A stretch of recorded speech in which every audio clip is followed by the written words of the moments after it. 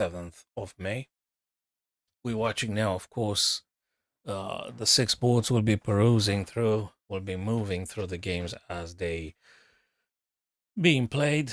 We've got the fixtures on the left-hand side. You can see them right there. I'm using leechess.org. I hope I put the right title. Let me just briefly check this one. Also, I need to very quickly check if we are indeed online so I don't talk to the walls, which it did happen in the past. I mean, not a big loss anyway, but trying to be humoristic to some extent. So let's see the YouTubes and TikTok, right? Okay, cool. What does it say here? Yeah, it looks like for like 50 seconds we are indeed live on YouTube, and assume that we are indeed live on to TikTok as well. Let me check that TikTok live monitor thing page.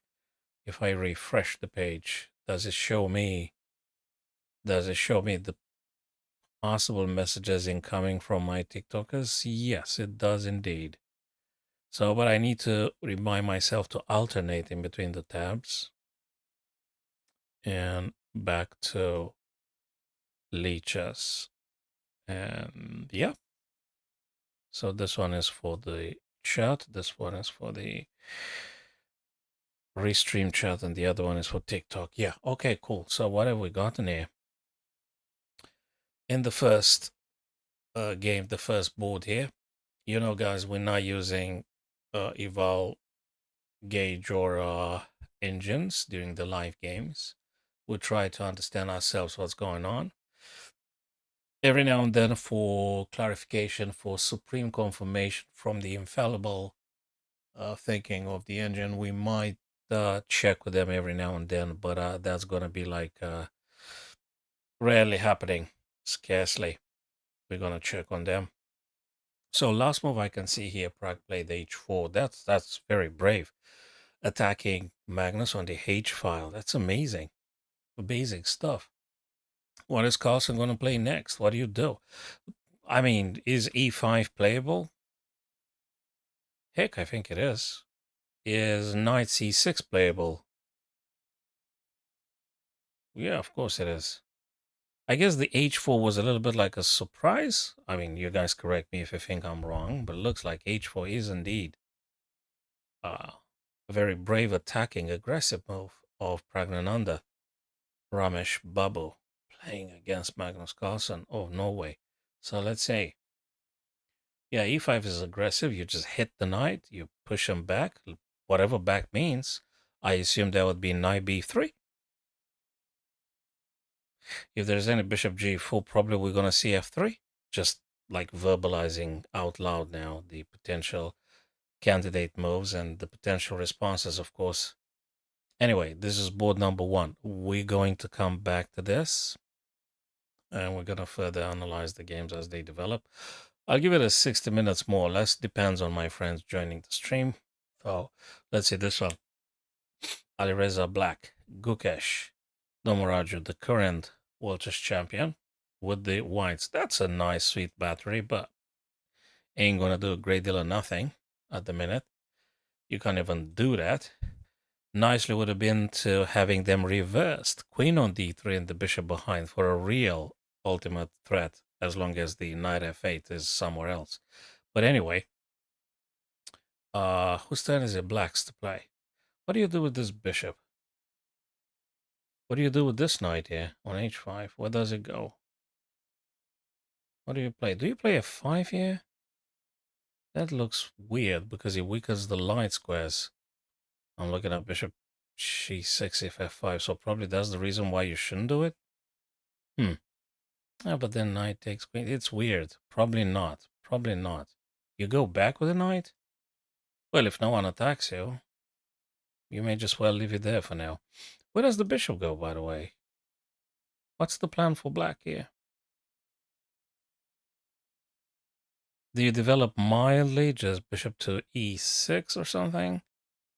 Do you try to stir the water with the bishop g4? Just to see if they actually chase you with something? Although they might do some h3 and things. h3, g4, it's not clear. Yeah, we'll see what happens. I mean, if you play the bishop on c8, I guess then you would like to play one of the rooks on the c file as well. Hmm. We'll see. Maybe bishop e6 if you plan on to advancing c6 to c5. It might be. So let's go now to board number 3, guys. Wesley, so Vincent Keimer. So Vincent is whites. Wesley has the blacks. Wesley also has the bishop pair. That is cool. Where does this bishop go? Well, for the time being, the bishop on f4, Vincent's last move, attack c7. So can you do something about it? Do you defend c7? I guess you do want to defend c7. So how are you defending it? Would you play bishop to d6? Oops. Would you play bishop d6? So that's the rhetorical question. Feel free to type in your answers, your disagreements, or your agreements. Depends. So is bishop d6 a possible response here to protect c7? Are you forced to play this? Have you got something stronger?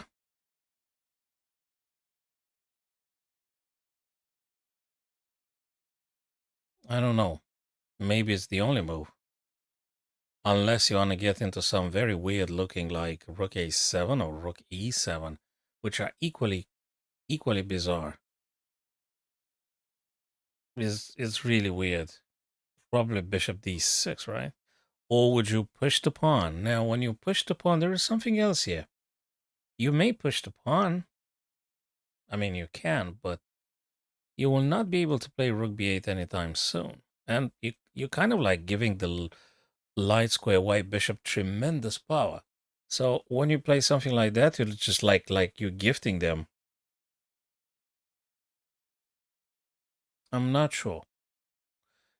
Could you do rook a7 just provisionally and then you kick the bishop away? What do you think? It's worth investigating. So let's look again, fellas. Rook a7, you defend c7. And if you're given a chance, maybe you pursue with g5 and you attack the bishop that attacks c7, and then you're gonna readjust. Maybe. It's an idea. I'm just trying to think the best possible continuation, making an effort without having no artificial intelligence at play. So probably I think that's for the best. Let's see if Magnus and Prague played anything. h6 by Magnus. No, after h4, Magnus played h6, not e5. I don't think e5, knight c6 would have been bad, but he played h6. Is he planning on to what exactly?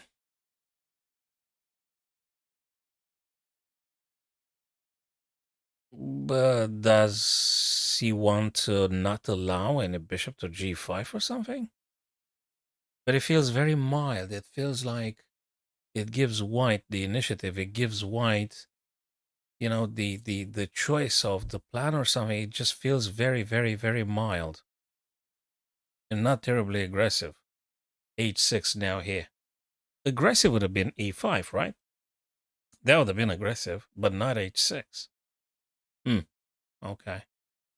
Okay, yeah, I think time for me to go to the TikTokers. Hello, Sam. Good to see you, brother. Thanks very much for the coins there. 4 golden coins. Yoo-hoo. Cheers, man. Appreciate. Okay. Now,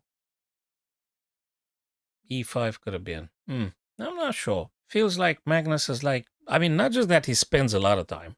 I mean, more time than the other guy.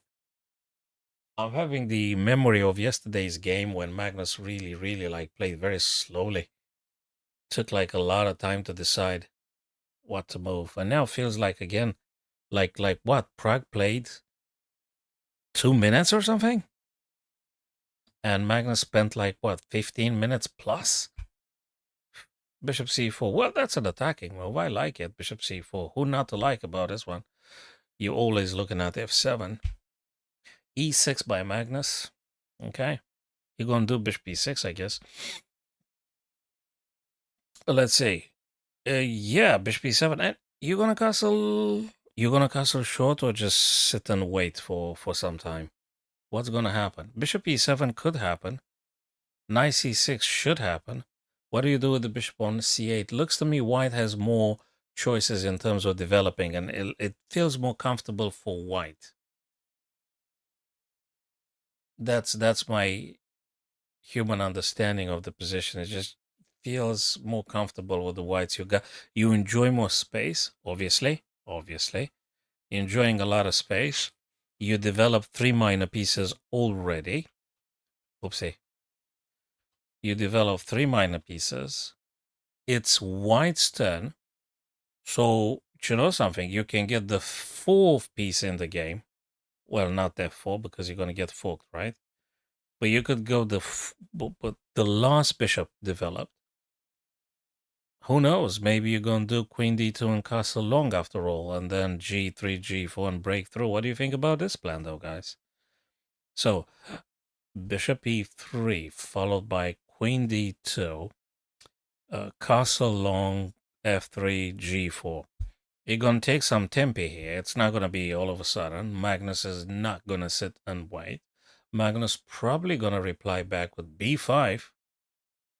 You should expect that one, which is very, very likely move to happen. We're going to see b5 on the board sooner or later. We're going to see also knight c6, but knight c6 now, because after b5 you can't play that. But you can play b5 and bishop b7. Yeah, but there's no king there if white castles long. We'll see. That's a lot of prospects we don't know just yet.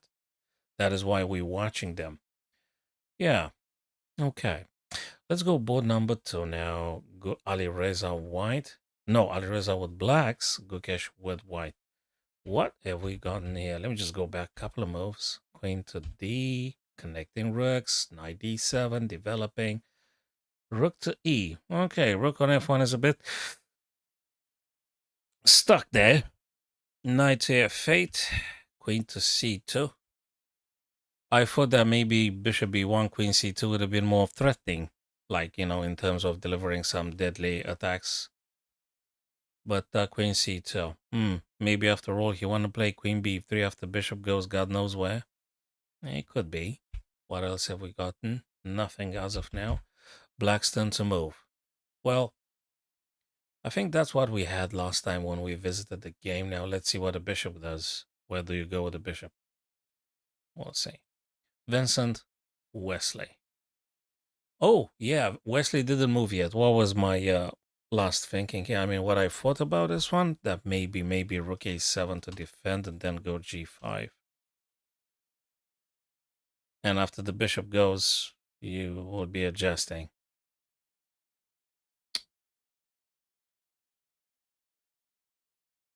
I'm not sure. It's an idea. I mean, you can't afford losing c7. That's why I'm suggesting this awkward move, rook a7 now. It's really weird, but you don't want to lose that pawn.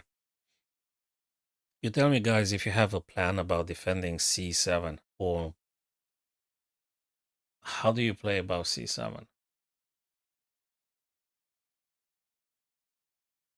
You don't want to lose the pawn, I guess. So let me check on the TikTok page. Okay, cool stuff. Okay, let's go to the latest section here. Ju and June with whites and Jinnah Ju with blacks. Queen c2, another nice battery here. Triple attack, that is. Triple attack, double defense. That makes me think probably black is sort of like supposed to play f5 or maybe drop the knight back onto f6. Your guess is as good as mine. Well, certainly you can't lose the knight. You can't lose the pawn there, the material. So f5 or knight f6 back. We'll see. f5 would be cool because in case white decides to take, which I sort of doubt it, bishop takes, then you're going to take with a pawn and attack this guy and open up the f. So maybe from this point of view, f5 would be a good choice. And then you're going to decide how you're going to develop knight on b8 and the bishop on c8 as well, because those guys have to be developed somehow.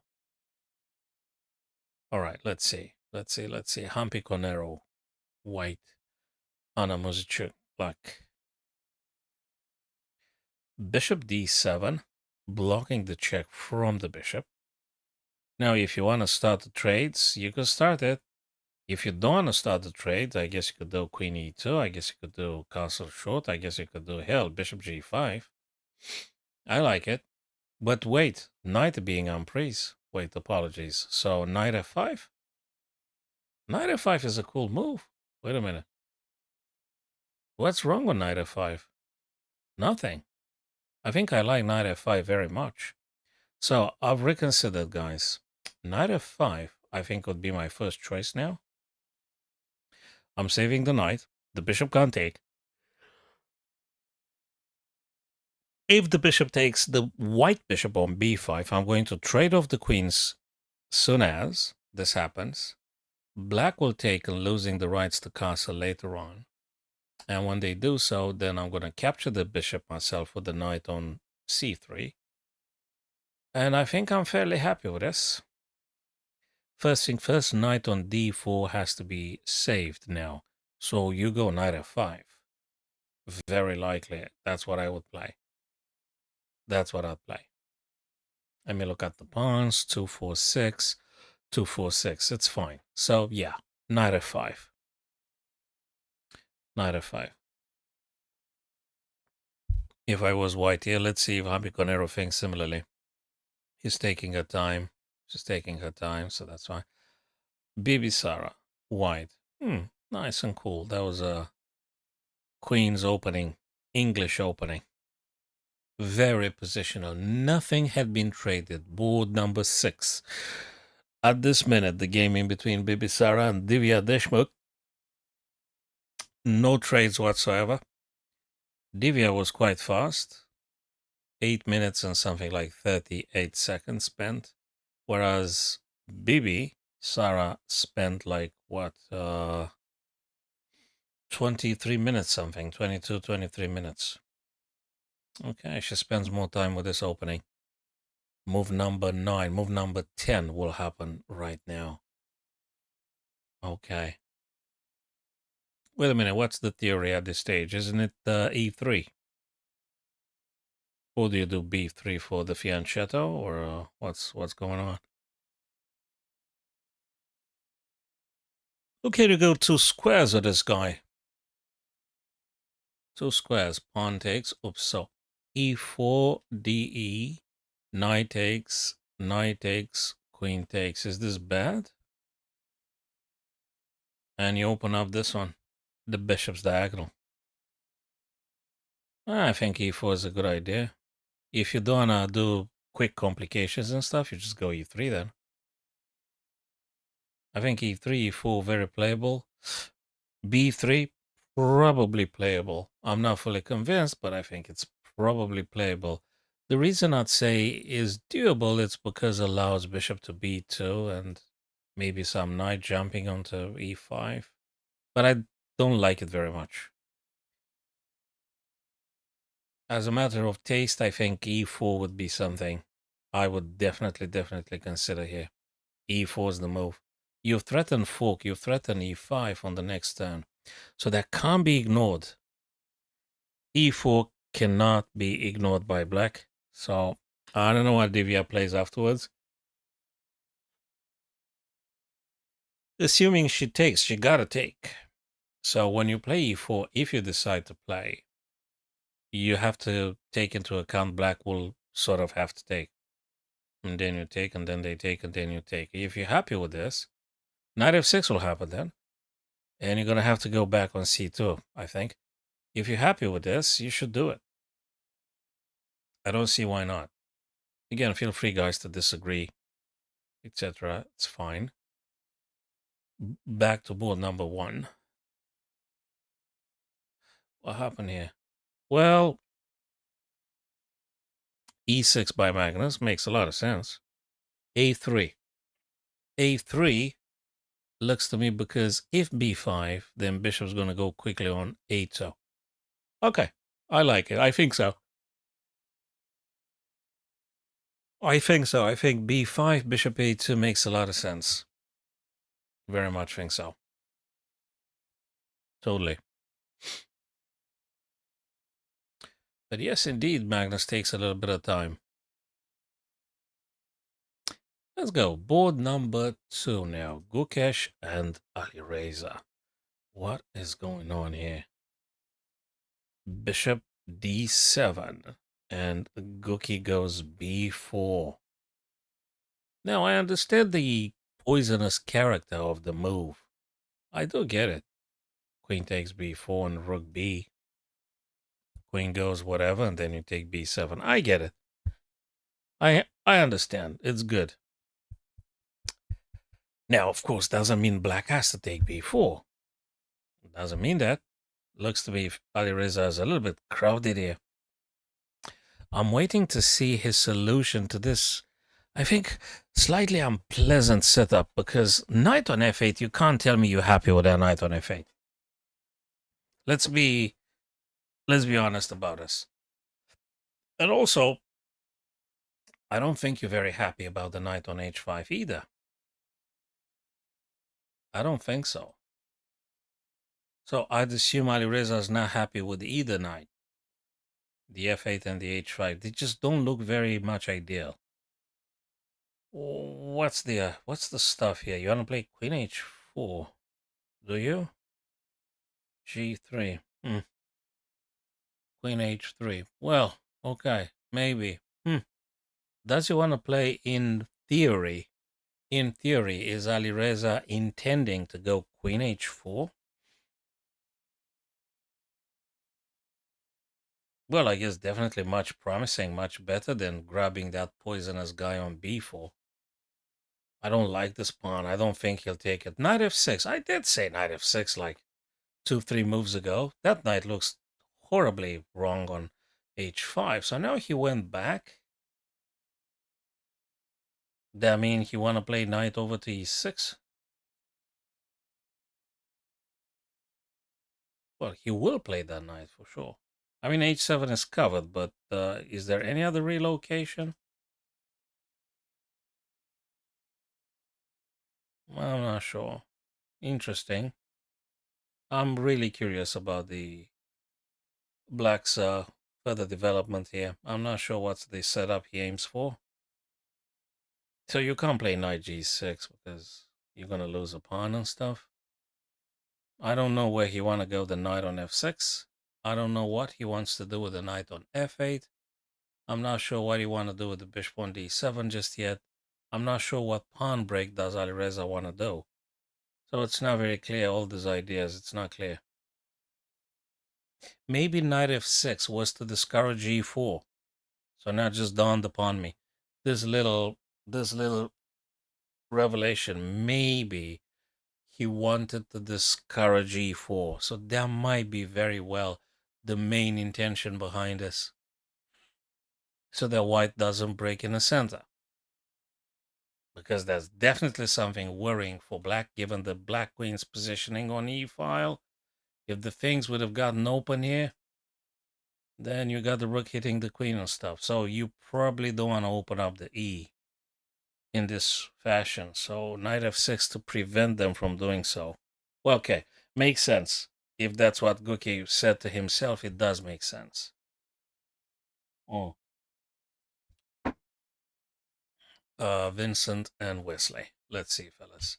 Hey, I'm happy to see Bishop b7 because that's what I said. But I got to tell you something very interesting. Wesley played Bishop b7 now, which in itself, it's not a bad move at all. It's not a bad move. He aims at e4. It's good. So he gives away the c7 in order to grab the pawn on e4. But that bishop was beautiful. I mean, if you look at bishop takes c7 now, just saying. Let's just say this. Bishop takes c4, which I think will happen. Bishop takes e4 will happen. Then if knight takes, rook takes, then what do? You're probably gonna counter counterattack that rook on the e file, I guess. But you're giving up on a very active bishop. The bishop on b7 is quite active, no? So you give up on that active bishop for an idle knight. Is this enough compensation? Because that bishop looks gorgeous. I wouldn't, but maybe I'm missing something. Maybe there is something else I'm not seeing. Maybe. I'm not sure. I am not. Well, we'll see. Hmm. So I assume if bishop c7, let me do this again. If bishop c7, I think bishop takes c4 immediately after. What do you reckon, guys? You think that might be? Okay. Could be. All right. June. Also, short makes a lot of sense. Well, very positional. Okay, so bishop f5 she played. I thought Jenna Jew should have like done like f5. Okay, bishop f5. Fine. And I reckon if this, well, you can't do it because there is a queen, no? So that doesn't work. So for the time being, the bishop is fine. And it defends. You still have to drop it somewhere. Not sure where. I don't like bishop f5 very much. I don't know why. I just don't like it very much. I don't. I don't. You castle short, you castle long, you don't castle at all. You play h3 to do g4, but I'm not sure just yet. We'll see. We'll come back. Konaro Muzichuk here. Bishop d7, knight f3? Was it something bad with knight f5? Really? Is knight f5 such a bad move? The bishop can't take it because it's pinned. And I think that would have been quite aggressive, knight f5. Knight f3 is not aggressive, allows black to play stuff. I mean, knight f5 is more aggressive because it attacks g7, controls d6, if you had played it. That's what I mean. Knight f5, in order to keep an eye on d6, you never know when you want to play knight d6, bishop takes, queen takes, you never know. Attack g7, that's aggressive. Then maybe you could have played some bishop to g5. So there was some very prospects, very good developings there, but I think she had something else in mind. I'm not sure what that is, but okay, it attacks the pawn, right? Knight f, still knight f5. I think that probably that better. Hmm. It attacks c5. Absolutely, it does. It does. You can't play bishop d6. You can't play knight c6. That is a cool move. How do you defend? You defend queen e7? Queen e7 feels weird, but okay. Queen e7 to defend against the knight? Actually, this is a quiet. I think Conero's last move is a quiet move. Looks like it doesn't bring anything, but actually it's an annoying move because it's a very annoying question. Knight f3 attacks e5. How do you defend that?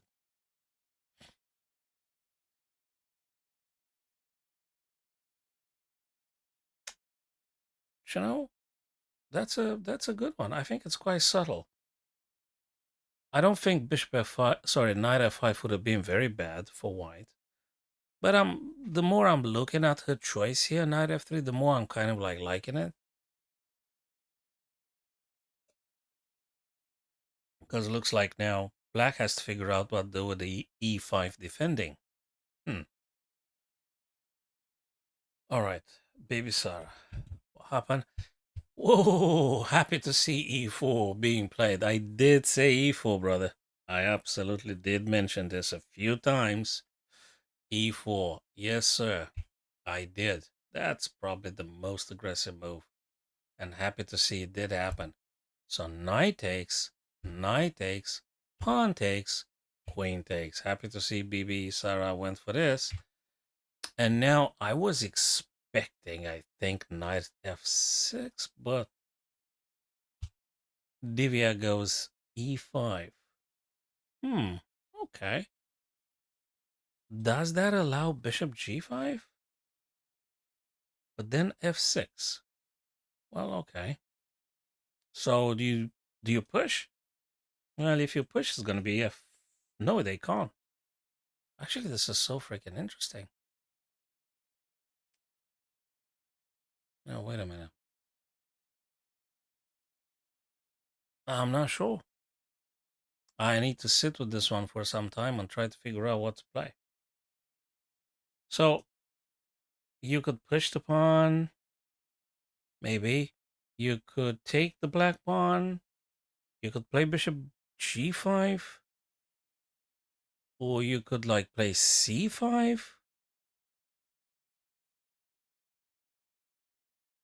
There's quite a few questions. Which one is it? c5, d5, bishop g5. Which one is it? That's so probably now she will be thinking them one by one and see what does look better for her. Back to Magnus and Prague. Okay, a3, one of those moves. And boy, guys, look at this one. So Sam, look at this one, dude. It's Magnus actually taking a lot of time to decide what to play. If you remember, Magnus said that he's not very happy with the long time consuming character of the classical type of chess. And now there you go. Magnus does spend a lot of time trying to figure out what to play next. He's definitely slower than Prague, and he was slower than Ali Reza yesterday. I mean, until the middle game towards the end, he was slower. Eh, it's not very easy choice now. Do you play b5? Do you play knight c6, bishop e7? So these one looks like very normal stuff you would like to play. e5. Okay, let's do some candidate moves and leave them on the screen there, guys. So e5, bishop e7, knight c6. So these are the three main stuff I'd think about playing them myself. Unless you want to go full crazy and push d5 now. King 7 being castled. I think maybe it's safer to do bishop e7 first. Just not to have the king exposed on the e and then you break with d5 or similar. Hmm. Is white going to castle short? I don't know. Probably not. I'm thinking about, that dragon and Yugoslav attack with bishop e3, f3. Sorry, yeah, f3, bishop e3, queen d2, castle long, and then g4, g5. So this is a little bit sort of scary. They play the Naidorf, Sicilian Naidorf. Okay, if there is any Naidorf specialists, now they would be very much welcome into analyzing this potential continuation here. I guess Magnus gotta have a plan. He must have done the work, the homework here, and so. And from White's point of view, I'm enjoying this structure with bishop b3, f3, bishop e3, queen d2, castle long, then g4, g5, I guess. Black's done, by the way. Knight c6, bishop e3. Maybe.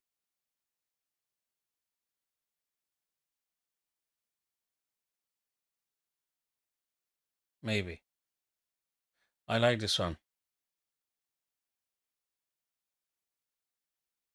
We're going to see queen b6, bishop b7, knight c6 for black. So that's where pieces go. In the Sicilians, that's where they go. Bishop goes e7, knight c6, b5, queen b6, black queen b6. It could be black queen to a5 as well. So b6 is a square, a5 is another square. I think I'm probably because I'm playing Sicilian myself with blacks. I think probably I'm interested in this game from a from from two reasons. Because, as I said, I'm doing Sicilian myself, and because Magnus playing Prague, and I think Prague has a good record against Magnus Carlsen, if I'm not mistaken. I think he beaten Magnus before, minimum twice, if not more, minimum twice in his chess career, if not more than that. I'm enjoying this game, and I'm gonna come back because this is move number 8. I really want to see what Magnus decides to play. Absolutely. Yeah, feel free, guys, to share the stream and all. If you want to, feel free to. Of course, not a problem. Feel free to visit my other archives, YouTube video archives, or TikTok. That's fine as well. Cool. I'm going to be back because I like it. And of course, I need just a bit more coffee or tea. Or I didn't go to buy my energy drink cans, and I'm suffering now, I guess, a little bit. Hey, you can't have them all the time, right? What's this?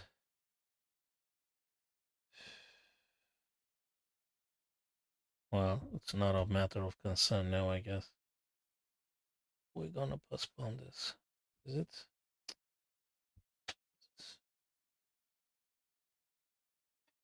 Wait a minute. This is weird. Fine. Let's move on. Okay, so b4, b5 takes knight f4, threatening to take on d5 because we got two guys attacking, only one defender. Cool. What do you think about bishop c6? Does that make sense? Bishop c6? Or there's something better for black? That bishop doesn't do a great deal of nothing anyway. I mean, you can't even get it on the king side anywhere. So you may just very well. And by the way, the b5 probably going to be taken. And let's just play bishop d6. Because whatever they take back with, if they take again, you're going to naturally protect the guy on d5 twice with the pawn. So I think you should be good from this point of view. So that makes me think maybe Ali Reza should reply bishop c6. You guys let me know what you think. But I think it makes sense. I think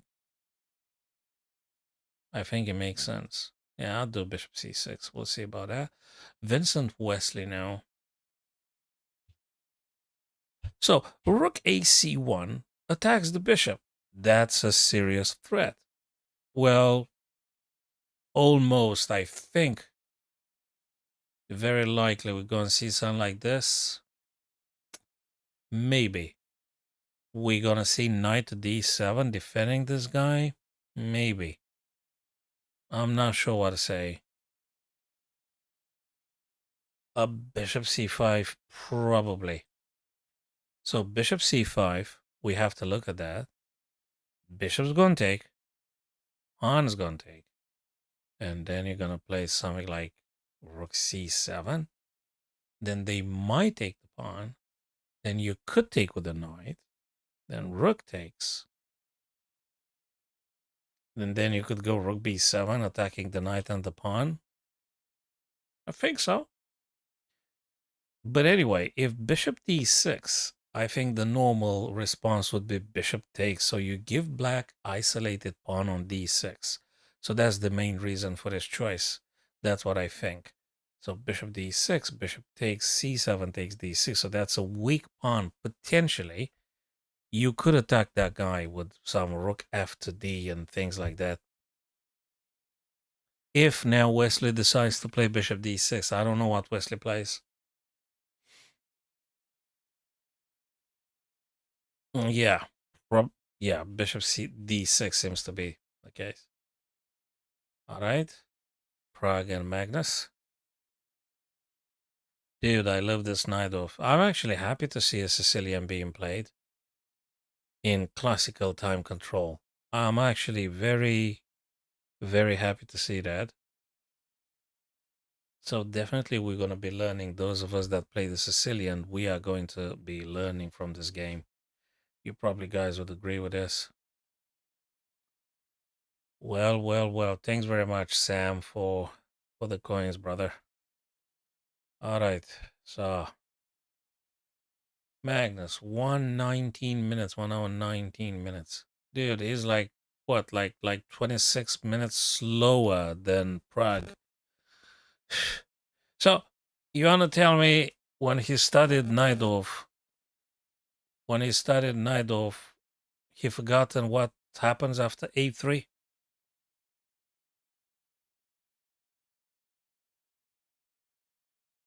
My 2 cents. Yeah, Bishop E7, Knight C6 are very, very, very playable.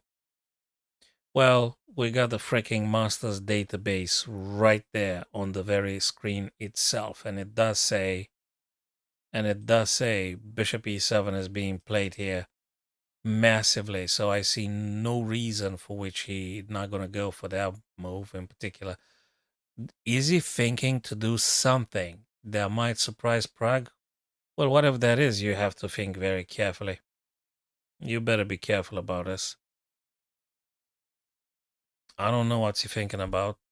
It does take a lot of time, and yeah, well, well. Gukesh Ali Reza now back. Yeah, I'm gonna do some coffee for me, fellas. I think I need that. I can't make myself go for the energy cans because I'm gonna be back in 20 minutes, and it takes too long, and I'm not sure I'm gonna put the camera back on when I'm back. So I'm just rolling just with coffee and stuff. Queen D6 being played with. Oh yeah. I remember. I said actually, I remember what I said, which is great. Yeah. I remember what I said. Bishop C6. I thought that actually could be a very healthy reply here because it defends this guy naturally. Queen D6, of course, does defend the D5 against the two black knights. And also, I think Queen D6, amongst others, moves the queen away from the E file, which I think white is very keen to open up. So that's probably the very main reasons for which Ali Reza decided to play Queen to D6. Queen to D6. And he still reserves the rights to do the bishop on D7 however he sees fit, probably bishop C6 at some point. And probably rook AC. Hell, if you don't do rook AC, I don't know what else you're supposed to do. Rook AC screams to be played. You have to do rook A to C8. I absolutely think so. Queen to D6 was important to not lose D5 with tempo against the queen. And after Queen D6, we're going to see rook A C8. But there is another funky idea that black might play straight away. I think it feels quite straightforward. It doesn't feel incredibly complicated now. I mean, you tell me if you don't if you don't agree with knight b5 being played now. Tell me if you don't agree with this. You attack the queen. If bishop captures, they may take. I'm not sure. You're gonna take back with tempo attacking the rook. You tell me you don't like this.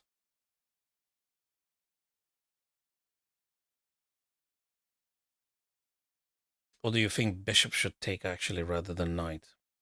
I'm not sure. Well, that's a debate. That's up for debate. If white should take with knight b5 or bishop b5, or you gotta move the queen away from, but just no, this guy has to be captured. The b5 black pawn has to be taken. Yeah, okay. That is very interesting. Yes, sir. Let's go, Vincent Keimer. Vincent Keimer. Hey, I think some of the stuff I did mention myself, but I didn't say bishop a3. I didn't say that. I said bishop d6. I didn't say bishop a3. But Wesley played it, and that's an aggressive move. Rook takes c7, attacking the bishop on b7. Bishop takes c4, the pawn takes on e4. Now knight could take, and if that happens, very likely rook takes back. 100%, that's exactly what going to be. If knight takes. If. Probably going to happen. Probably.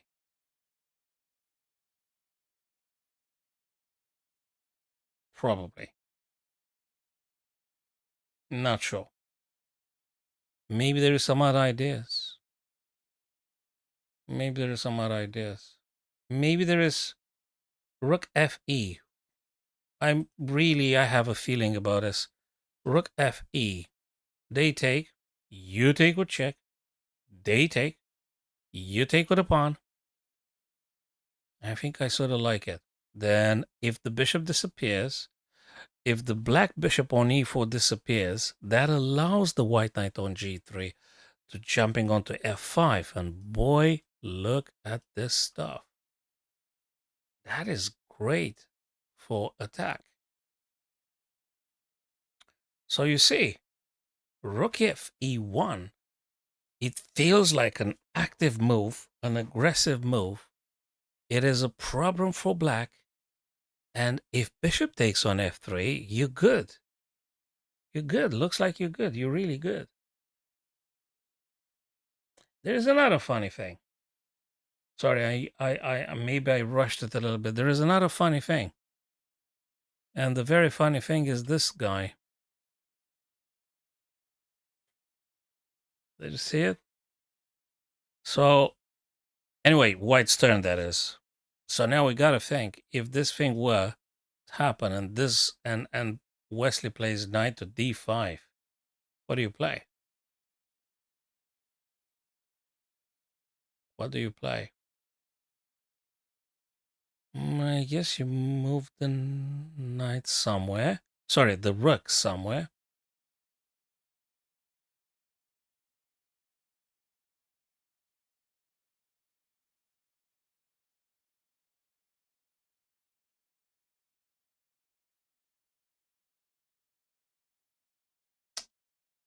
That's complicated.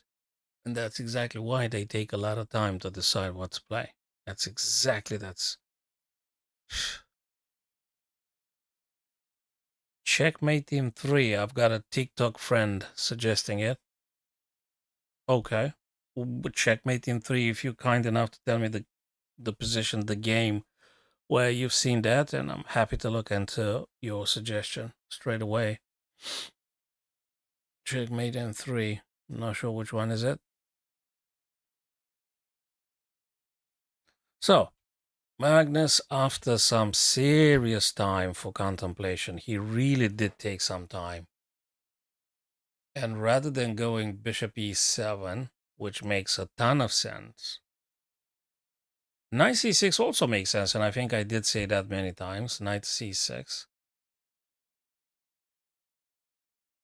Okay, but he did calculate a lot of stuff. What happened? I thought move number 8 should be like more or less automatic. I think. Like people already did that thing. They prepped themselves, so and this one was more or less automatic. Just happening. Boom boom, just play fast. And he spent like half an hour to do this. Knight c6. I don't know what to say. Well, anyway, Prague's turn. And what I did say about this position is that I'm loving the idea with bishop e3, queen d2, f3, g4, g5. I think this is the most aggressive you could go with white. And you could delay, perhaps you could delay the castling for some time now. Black didn't castle either, so why not? Maybe black want to castle queenside too. Yeah, could. Let's see. Anyway, bishop e3 makes a lot of sense. I like bishop e3 very much. And then queen d2. And then you're going to think what to do about castling the king. Or if you do castle the king. Yes. Okay. Here we are. Ball number 1. We definitely learning something from this Sicilian Najdorf. Magnus Carlsen and Pragnananda Babesh Ramo. Ramesh Babu, apologies, I mixed up the names. Okay, ball number 2. Gukesh Nomaraju Alireza Firouzja now. I did say queen b3 at some point. Queen d6, queen b3, amongst many others. So let's just see what does that mean. First thing first, queen to b3. You probably noticed that already, but let's just say for all of our friends, gives the third attacker on d5 because we got this, this, and this. So we've got 3 attackers and there's only 2 defenders. It goes like this, amongst others. So that would be probably one of the main reasons. The other reason is that black is going to play rook ac8, certainly. And you don't want to be on the same file with the black rook. So the queen has to go. And it goes on a square from which it attacks more. Okay, cool. And another reason is that you add a little bit more pressure onto b5. I mean, that guy could have been taken anyway. But Gukesh considered more urgent to play queen b3 to attack d5 and move the queen away from the c file where the black rook will go. If not this move, the next one. Question is black going to play bishop c6 in the end? If you play bishop c6, you're blocking the rook. So you say that's the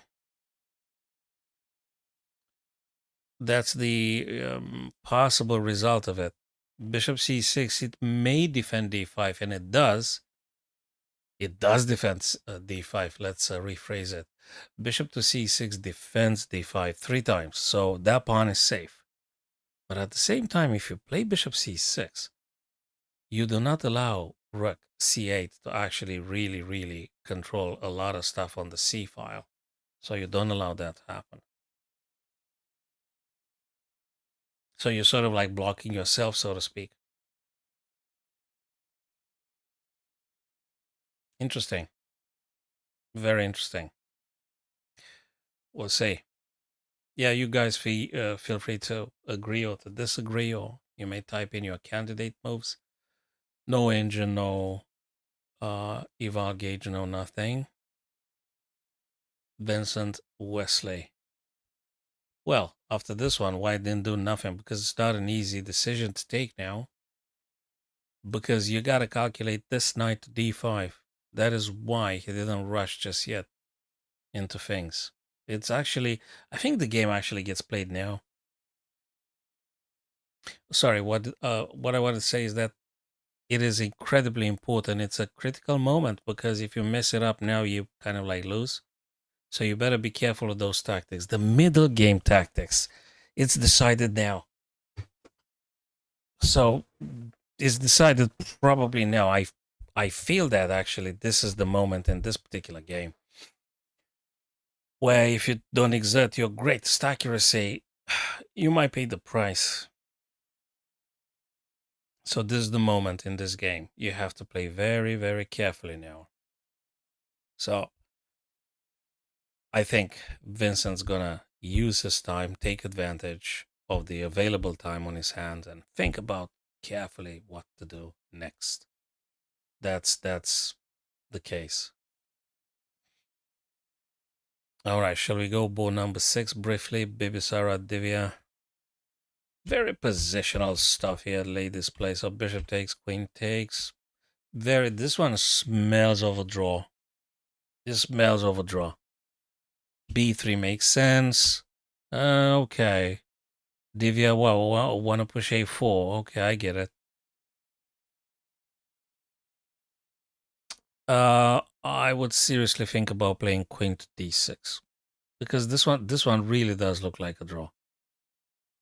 And if they take, you take, and then rook plays, and probably a draw. Probably a draw. Or do you want to play rook to d6 rather than queen? Just maybe you want to double up the rooks. Yeah, maybe. I'm not sure. Maybe.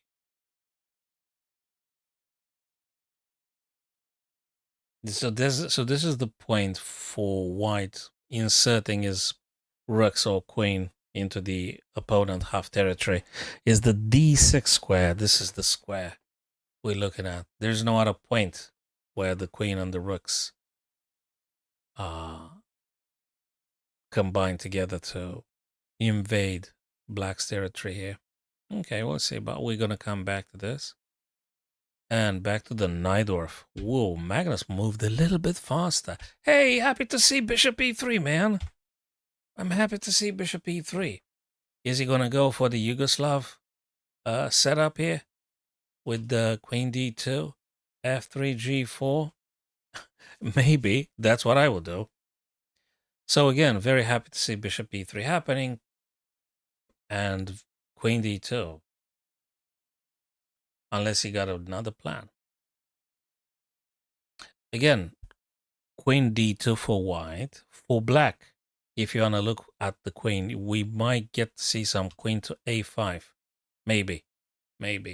Queen to b6 feels a bit weird because we got this. Just feels a bit weird. I don't know why. It just feels weird. You don't want to get queen to b6, even if you grab this guy. It just feels weird, queen b6 now. Because instinctively and healthily and prophylactically, you don't want to put a queen where the bishop diagonal is, or soon to be discovered attack on your queen. So probably you don't want to do that. So for this reason, queen a5. Queen to a5, you make a pin, queen is safe for now. And the onus is on white. You might do queen to d2, and we'll see what kind of castling takes place and all. Yep. Gukesh Alireza. Well, he took the pawn back now.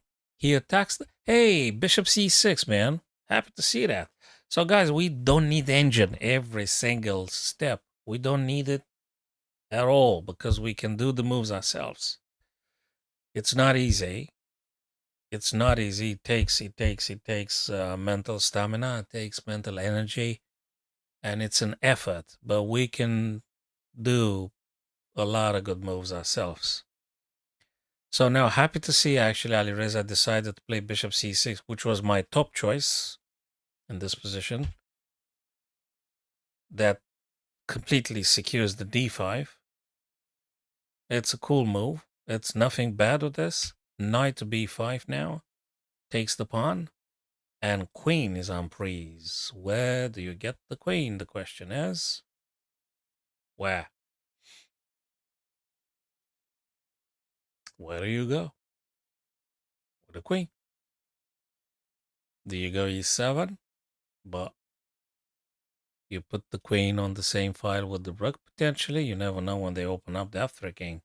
And that doesn't work because white attacks d5 twice. So that makes me now think again, maybe queen to d7. For a couple of reasons, queen to d7. You're still defending d5 against the double attack from the white queen and white knight. So you're defending d5 twice. You're still having a bit of pressure on the b5. You're attacking twice. You don't allow bishop f5. So I like this one. You still allow the black rooks to move freely on the back rank whenever you see appropriate. Queen to d6 and queen to d7. Apologies, Casper. That is exactly my question. Exactly, that's exactly what I asked a couple of times, my friend. It's like more like a rhetorical question for me as well. I have to admit, I'm very taken aback. I'm very surprised, Casper, on Magnus's management of time. Yesterday, I was surprised to see him spending, heck, tons of time more than Ali Reza. And now again, he seems to be falling into some freaking uh, uh, uh, black pitch and thinking a lot. I don't know. Now, because you raised the question, now you make me go back. Yes, Casper, yeah, and exactly. I thought it's a Najdorf theory. I mean, if he doesn't know the Najdorf, no one knows it, right? Um, Magnus knows everything. So I think in the first 9 moves, he probably could have moved a bit faster because the moves were not like revolutionary, right? So knight c6, bishop d7 are not like absolute supreme novelties, right? They were kind of like supposed to go on those squares. So I don't know why they did spend a lot of time. Now, Prague has just moved, Casper, as we speak now. Prague has just played bishop a2. He just played it prophylactically. No one threatened that bishop just yet. Or maybe he thought that this and this and this. Yeah, I don't know. Maybe he wanted to avoid possible complications and maybe queen d2 after all. Yeah, queen d2, f3, g4 anyway. Amongst others, bishop to a2, you want to get that guy there because there is some rook coming, there is some queen to a5. Particularly if you want to do queen d2 castles, maybe you want to get the bishop away from the rooks on c8. And I'm still wondering where on earth is Magnus going to castle his king, or if he's going to castle the king. If you castle short for black, Caspar and Sam, if black castles short, there is the f3, g4, g5, which is very dangerous. That also, it's a structure that happens a lot against the dragon. Probably you would agree with this one, Caspar. Do you remember the Yugoslav attack, Caspar, with queen d2, f3, g4, g5, h4, h4? Oh, is it rare? Okay. I mean, makes a lot of sense, particularly if you're looking at the stuff we depicted here with the green arrows. Queen d2, f3, g4, g5. You know, open up the G, sabotage, just blast off the G and the H black pawns if the king castles short. So it makes a lot of sense to me to play this kind of stuff for white. Yes, you are correct, Casper. He does spend way too much time. You you you said it rightly. I noticed that. I did notice that myself. He spends way too much time with moves that are kind of natural, kind of within the theory. You know, he definitely knows it. He played it many times. He got helpers. He got strong people advising him anyway. He spends way too long. I mean, look at the clock. 1 hour, 9 minutes. In comparison with Prague, 1 hour, 33. So he spends a lot of time. Correct. Correct. I'm actually curious, and because I think I said to other friends before you visited Casper, I'm playing Sicilians myself, and I'm curious to see what's gonna happen with this game more than the other game, so to speak. I'm gonna go and see what they do, but this one in particular retains my attention here. Absolutely, yes, sir. Okay. Let me go to board number 2, and then I'm gonna grab my freaking coffee because it's gonna get into the midnight. I still didn't have my coffee. I mean, I need another one, I guess. Gukesh white, Alireza black. Oh yeah, that's a cool move. Attacks the queen and probably queen to d7. Still protecting twice. Rooks are connected. And you're just gonna play. And keep an eye on this guy as well. Probably some a6 gonna happen anyway. Yeah, correct. Well, very likely. Vincent Wesley.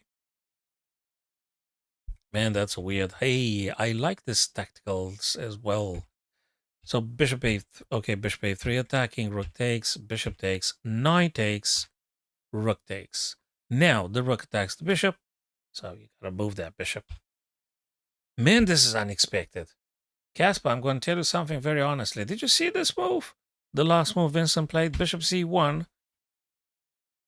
Dude, I thought that bishop g3, no? I thought.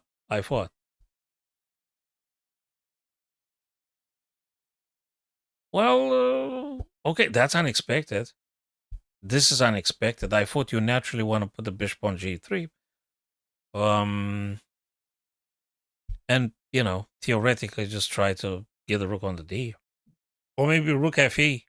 But anyway, that was a bit of a surprise. Bishop c1. I'm a little bit surprised with this. Bishop c1.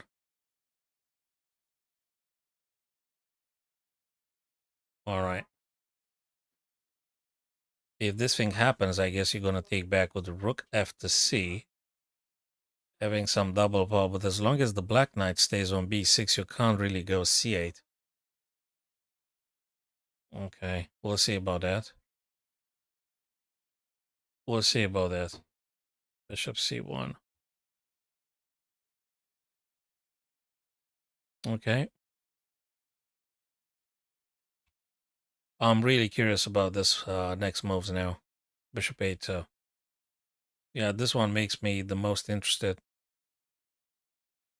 Okay, my bet is this. I think we're going to see practice. So I'm saying it now before anything happens, and then I'm going to crop this particular footage, and I'm going to post it later on as a confirmation of my instincts. I think we're going to see queen d2, f3, g4, g5. And I'm not sure if white's going to castle king long, short, or not at all. But this is the way to attack black. And if I'm correct, we're going to see if I'm correct about this. As per black, well, that's actually a great mystery. I'm just going to depict the arrows for pieces where I think they will go. Bishop's going to go e7. Queen is going to go a5. Oh, these are the natural squares for the queen and for the bishop. And castle long? Maybe castle long, because castle short looks ugly. Very ugly, castle short for black. And super dangerous. Yeah, we're going to see queen a5 and castle long for black. Yep. Or maybe not castle at all.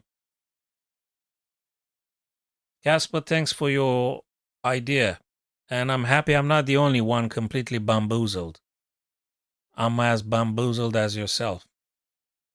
I'm happy to see another fella, another friend here, being completely surprised by the move. Yeah, I'm very, very surprised by the bishop c1. I don't even know what is that going to actually achieve, sort of. The only thing I can think of, Casper, is that it sort of forces black to take, because the only square for him is this, but then we got this, which is Casper, I think I've just, because you asked the question, you forced my tired mind to think a little bit more. And I think I got the answer to your question, Casper. And finally, I think I understand it myself a little bit better now. So in human language, because I'm not using eval gauge or engines and stuff. So in human language, when you play bishop c1, you ask black to clarify what the heck do they do with the bishop. They either trade, which is good for you. If they trade off, you're going to double up the rooks naturally, Casper. If they don't trade, mind you, let's say they don't trade. Let's just assume they don't trade. Where do they go? And now we got the answer. Vincent is a little bit of a tactical genius. If they go to d6, I think we're going to have rook c6 targeting them both. Well, goodbye. I mean, it's goodbye. You just lost the game. If you go bishop c7, you're going to suffer because that bishop is not very active. And hell is just defended by the rook. And it just doesn't look good at all getting bishop to e7. Probably you may agree with this. You may agree with this. If the bishop goes back on f8, it's a completely pain. psychologically. I mean, what the heck are you even doing? You get a bishop to f8. Are you serious? So bishop b4 doesn't look very promising because we're going to push a3 and we push him again to move hell knows where. So Casper, the answer is it's a freaking little genius subtle move. It's a gorgeous subtlety played by Vincent. Because you clarify that annoying little bishop, what do you do with that one? So again, if they take, you're going to naturally have double rooks on the C file, and if they don't trade, nothing is satisfactory. I think I've answered your question, Casper. After bishop b4, we've got a3, and then they're back to square one, so to speak, I think. That's, I think, the answer to your question. Yeah. We're going to do a3, bishop b4, a3. Is it okay with your thinking too, Casper? Do you think I'm right about this one, or you disagree strongly with my points of view?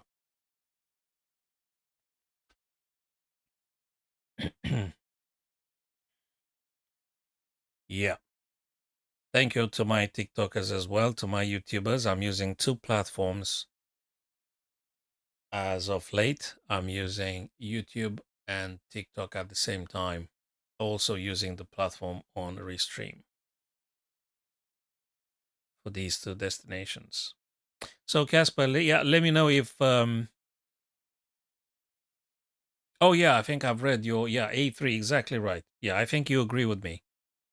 Bishop b4 a3. Yes, you agree with me. And that is a very subtle, genius little move. It's beautiful. And if they do decide, let's just go a little bit further. If they do decide to go bishop b7 or bishop f8, which again is just not satisfactory, it's just horrible psychologically. You're not going to die, but it's just horrible. Doesn't look okay. If they go backwards with that guy, then you could look into stuff like maybe bishop b2 at some point and having some very interesting attack on this diagonal. Yeah, you might be a little bit harassed with this. True, but you're gonna do nice stuff with the bishop to d4 attacking this and that, and the game is sorry. If they drop f8, you're gonna go this. They're gonna go. Well, I wanted to say something, but he actually decided to go rook e7 now. Man, these guys are so shocking.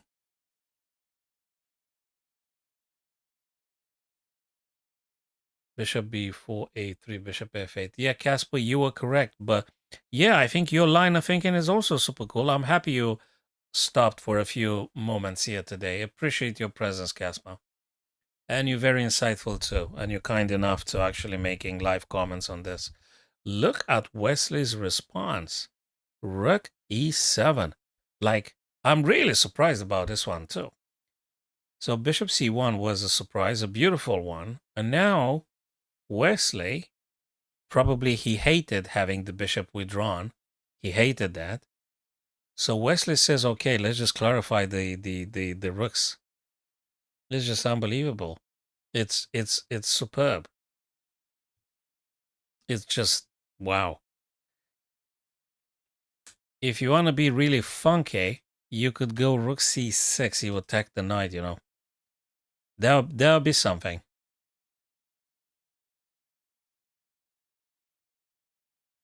Yes, of course, black wants to play a4. I agree with you, Caspar. And I think I agree with your previous idea too. I think we're on the same page. We're actually chasing an objective truth here, so to speak. So ultimately, we get to agree on the most important points. Yes, yeah, I think you're right. I think you're right. Yes, I agree with you, Casper. Yeah, yes, that is correct. But now apparently we're going to go into a different universe because our anticipation with bishop b4 a3 never happened. It never happened. Now we're looking at something totally different. We're looking at rook e7, Casper. And now feel free to anticipate the next move because looks to me you have two choices. You take the black rook, or maybe you play rook c6 or rook. No, rook c6, right? If you want to avoid a trade or something. Rook c6, knight plays. No, because you're going to win then. Rook c6, bishop takes. Oops. Bishop takes. And you take, and then they play this. And then you're going to trade everything. Oh my lord. Yeah, I think maybe rook c6. Tell me your honest opinion, Casper. What? Did he play rook c6? Oh, heck, he did play. He absolutely did play. Yes, sir, he did play rook c6. That's what I investigated to play myself. Yes, and you are correct again, Casper. So rook c6 was my anticipation about this. That's how I saw. And bishop takes c1. Yes, sir. And now the question is, Casper, for you and me and Sam on TikTok and other friends if they're available. Yes, exactly right. Bingo. Rook fc1. Yes, sir. Rook fc1. Knight goes probably. If knight goes, then we're looking at rook c check. They mustn't take, though. They could just block with the other rook. You see? It may end up in a draw, Casper. This game, Vincent Keimer, Wesley So, at this stage, smells of a draw. Unless there is some unexpected turn of events here. But it looks like a draw now. Rook fc1, knight d5, with all sorts of freaking ideas, you know. You got to be careful with those knights. It's one of the main headaches in the chess games tactics middle game. The knight is probably the biggest cause of headaches in the middle game tactics is the knight. So, and very time consuming to look after that guy. So yes, this one I think gonna be a draw. Unless someone's gonna screw up massively. Let me go back to Prague and Magnus because the boys were playing a very nice Najdorf, and boy, oh boy, oh boy, oh boy. Queen to e2. I thought queen d2 was the stuff to play here, no? It's possible, yeah. White has a little bit of an advantage. I agree with you. Again, I'm not using the Eval gauge or the engine, but it looks like there's a bit more leverage, a bit more attack from Whites in the game Vincent Wesley. Yes, I agree with yourself, yeah. Now, ladies and gents, what have we gotten here? Bishop a2, we did see that. Bishop e7, yeah, we did speculate on this one a lot. And it's the normal theoretical approach. Queen e2, though, is a thing. Because in the Yugoslav attack, with white versus black in the Sicilian, we've got a queen d2. f3, g4, g5. That's how they go. Now, queen to e2, I thought you were meant to go queen d2 in order to have a battery. Right, Casper? Am I correct? So I thought it's going to be this, to have a very strong battery attacking h6 and stuff. That's what I thought. And I think many theoretical approaches confirm what I just said. Now, queen e2. You could do queen e2. I don't think that's a problem. But it's freaking weird a little bit. But you can, I guess. Okay. He could castle short. He could castle long. You name it. We'll see about that. But Magnus goes with freaking h5. Casper, tell me if you agree or disagree. I think h5 want to say, amongst others, if you're planning on to f3, g4, I'd like to discourage you on doing that. Right? So maybe h5 is meant to not allow g4, and amongst others, he may allow knight to g4 with double attack on the freaking h4. Yes, Casper, again, thank you for confirming. I'm very happy to see some of my YouTube chess friends here confirm exactly my thoughts on this. Yeah, queen d2, I think it's considered the most natural reply. But queen e2 doesn't lose or anything. And after queen e2, I think h5 is the best stuff to do, looks to me, because again, it may announce, mind you, knight g4, attacking the bishop, opening up a battery, hitting the h4. So that's what it is. And my anticipation now again goes to say Prague is going to play f3 now. Mark my words. And I don't think, I mean, after we had seen these beautiful games concluded and all, I'm going to come back to this move. And I'm going to check with the almighty engine. And I think f3 is actually a very good move to be played here.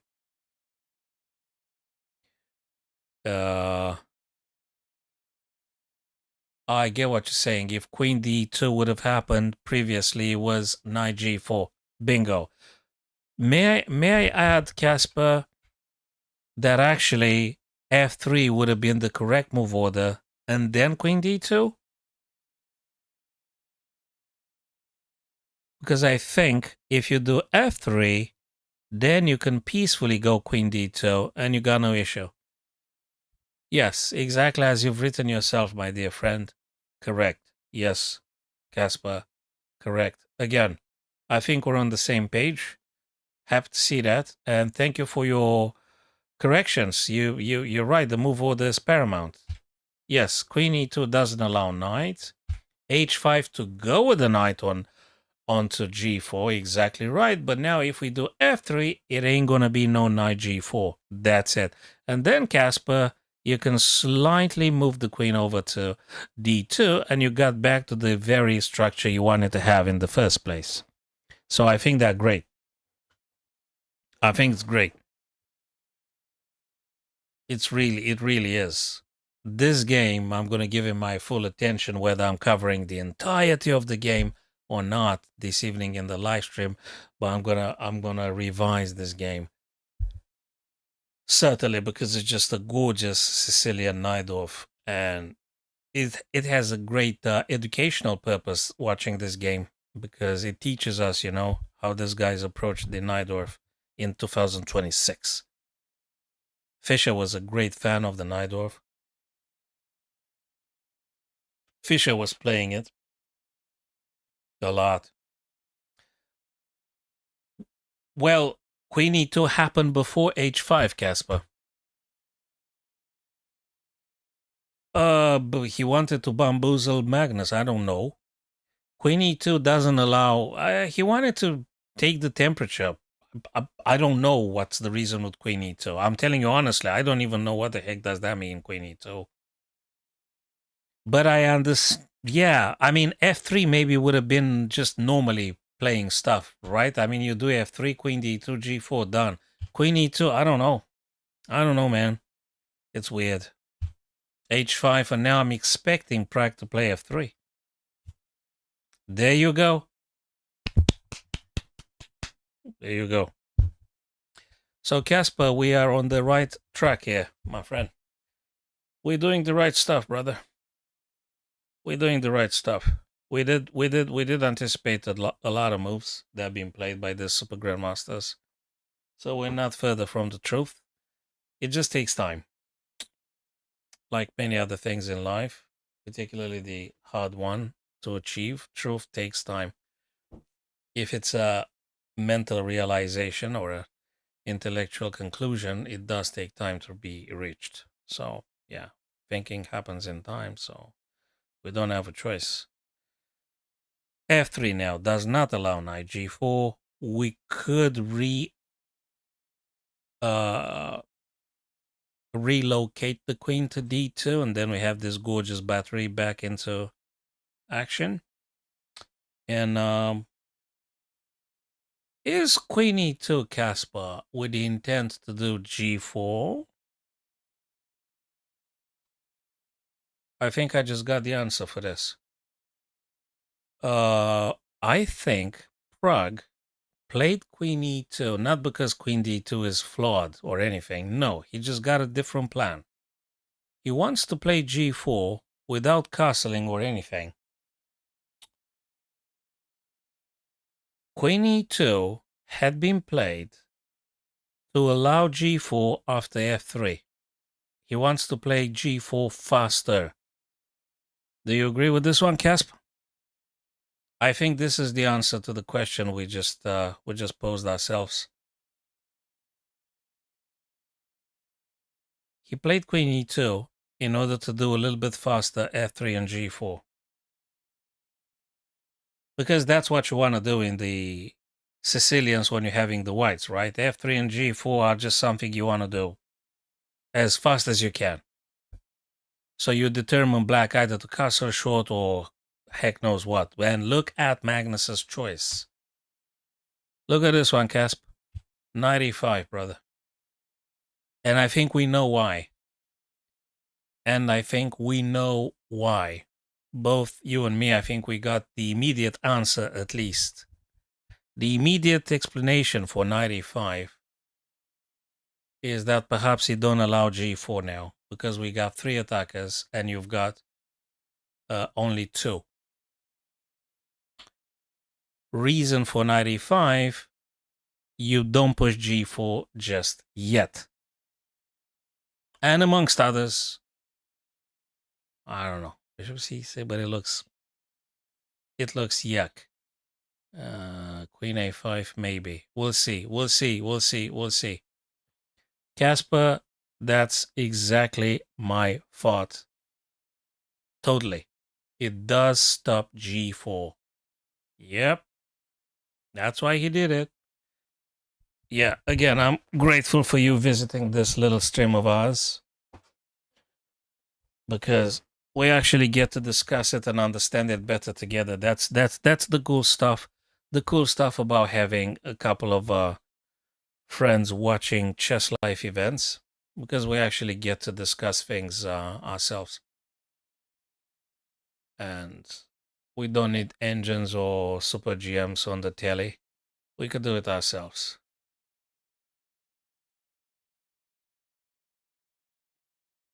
Yeah.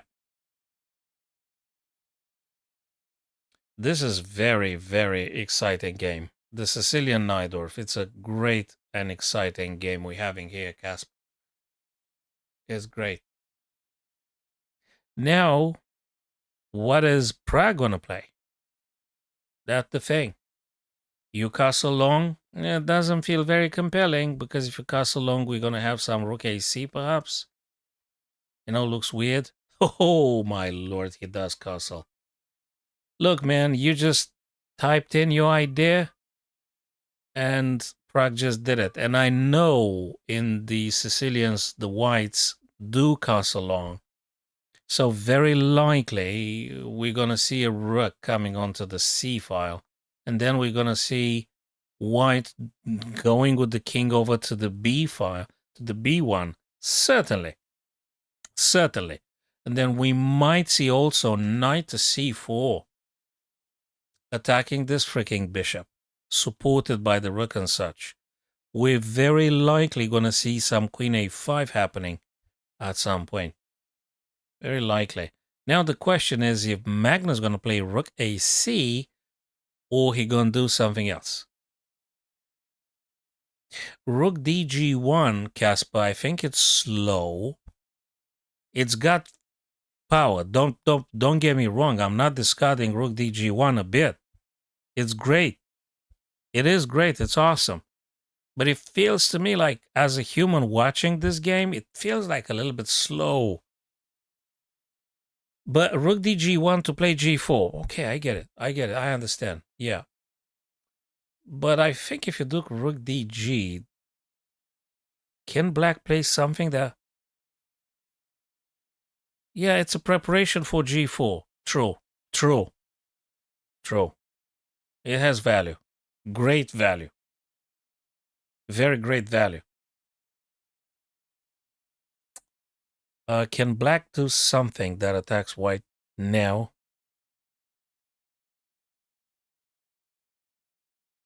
Yeah, you can move.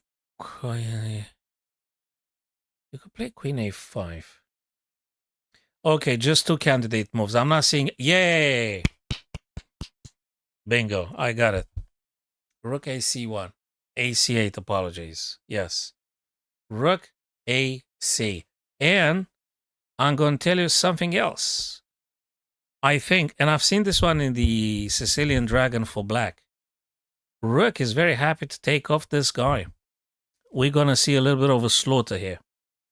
Particularly if queen a5, Casper, mark my words, my friend, we're going to see some rook takes c3. Rook wants to take actually on c3. Rook ac8 is going to make Prague thinking, what the heck am I doing with that knight right now? I'm telling you. It's not going to be Casper rook dg. It ain't going to be rook dg because black is going to take on c3 first. Rook dg is a great stuff to go g4, but it's slow at this stage.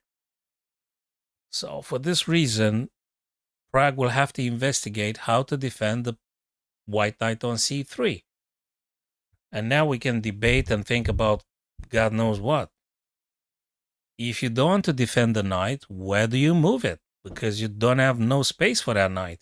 And Casper, if you remember, the queen to d2 that could have been played by Prague would have allowed, in theory, knight to e2. But now the queen took the knight's retreating square.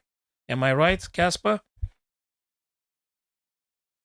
Am I right? If white queen was on d2, as we did speculate, and myself quite a few times, after rook c, you could potentially drop the knight onto e2, you know? But now the queen just took your square. So let me take it step by step. I know from experience, and because I've seen many Sicilians, that black sacks the rook on c3. I know that, and you know that too probably. What is the line? I know that the normal continuation is, I don't know what white's plays first, that's one. But the intention is rook takes, bc, queen attacking this pawn and this pawn. Now, this is incredibly uncomfortable for white. I mean, after they take on c3 and after queen a5, actually black attacks two white pawns at the same time. You could defend potentially maybe with king b2, but after this, like d5, then you're going to have the bishop that joins the party.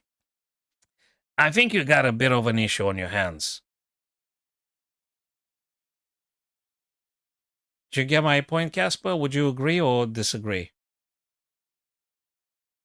It's just incredibly attacking power in that position. So again, I don't know what white plays now.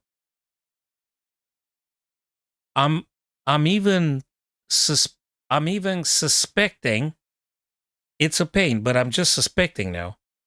I think now Prague is going to give it like 10 minutes, if not more. I'm even suspecting that Prague now thinks about the miserable knight b1 move. Queen d2 is a strong candidate. Otherwise, you got to go knight b1. It's an absolute pain. It's a miserable move, but better than rook takes c3. And then queen a5, attacking c3 and a3 at the same time. So knight b1 is a painful stuff you might do. Queen d2, it's a strong contender. It's a very, very strong, not a strong, but it's a very likely move. Yeah. Yes. Yes. Yes. Queen d2 because you want to take with a queen. Yeah, exactly right. That's exactly what I think. Yes, that's why you do it. Another thing would be queen d2. Another thing would be bishop d2, right? Bishop d2. Do you think that could be played? Again, I'm not super comfortable with that move at all, very much. because I wanted to keep the bishop on this diagonal as well, and all of a sudden you're just dropping your active pieces to less active squares. So either queen d2 or you play the more painful knight b1. Which one's your choice? You could do bishop d2, fine. You could, but I just don't like it. Maybe queen d2. I'm very happy to have said about the rook c8. And I'm telling you that actually now Prague really is going to give a little bit of time thinking about his next move. This is actually being played right now. The Sicilians are so exciting. Yes. Yeah, bishop d2 makes a ton of sense. But I'm going to tell you something. Bishop d2, correct. Correct. Bishop d2. And you revert back to the plan with rook d, g, and g4. It's going to take you a bit of time, but yeah, it makes sense. It does. Absolutely. So let's say it again, Casper. Let's do our candidate moves again. Dude, I'm going to tell you something. Because I'm playing Sicilians myself, I want to find a way for black to win. Because I'm playing this with black myself. So I'm very subjective. Very subjective. You asking me objectively? Well, that's a good question. I think if white manages to get bishop to d and then play the king to b, I think there is a fair chance for white to break through with the g4. If he gets away with this, if Prague fixes a form of defense with this, it's amazing slaughter game. Black, on the other hand, Casper, if I may, I think it's fairly equal, Casper. I think it's fairly equal. Black, I'm telling you now, not just queen a5, they're going to play b5. And then they're going to play maybe b4. It's going to be a slaughter whichever way you want to look at it. I think this game is probably going to be the most fascinating game in the round number 3.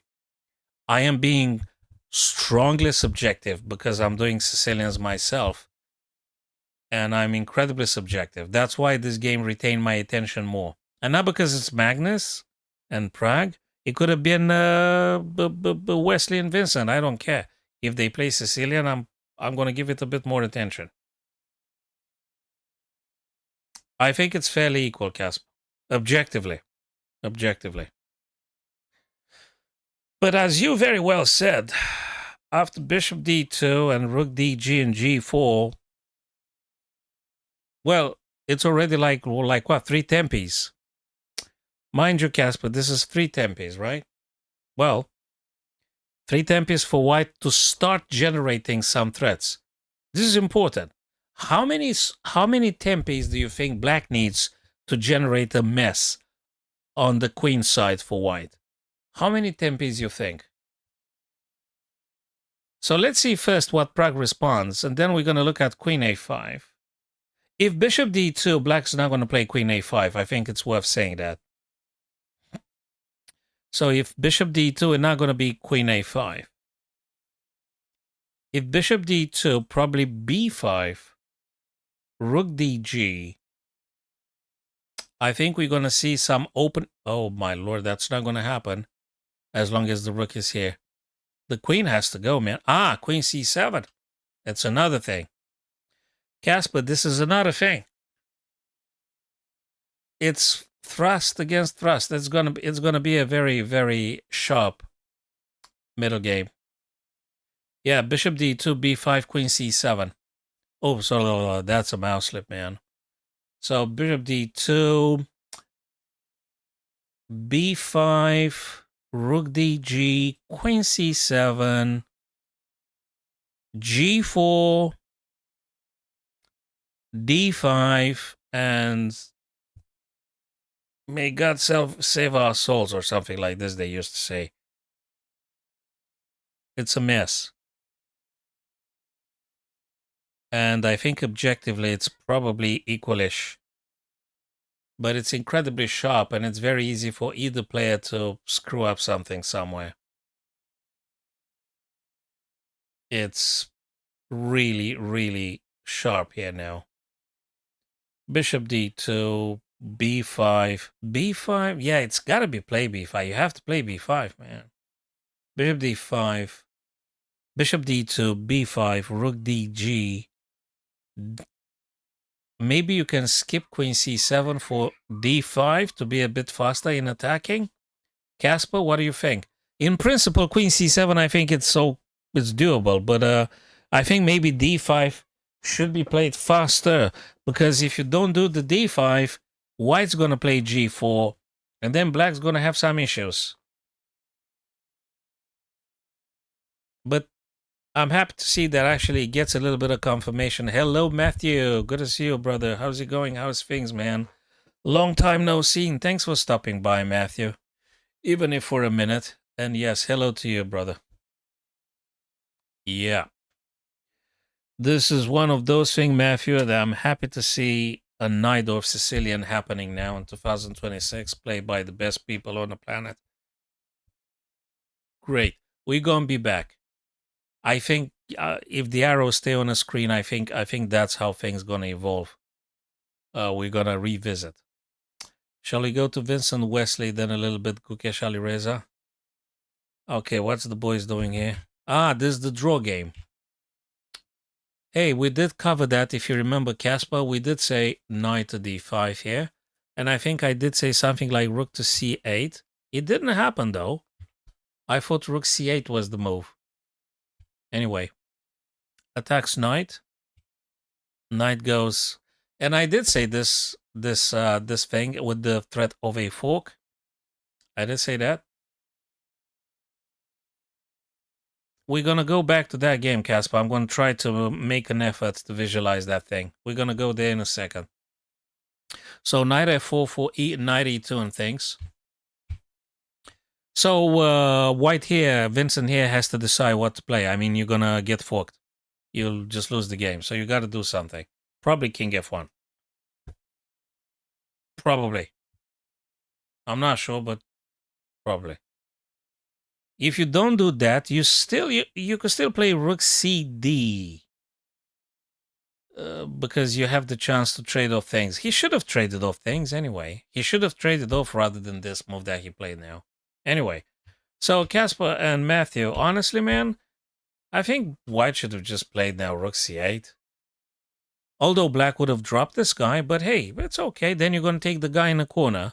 So you make the black rook being inactive. And then you're going to go with something like rook c5. Attack, attack. What's wrong with that? You tell me what is wrong with that. Why didn't he play it now, though? Oh, well, too many questions. Too many questions. Why didn't he play now rook c5? Why didn't he? What's wrong with rook c5 now? You attack the knight, you attack the pawn. How does he defend the knight and the pawn?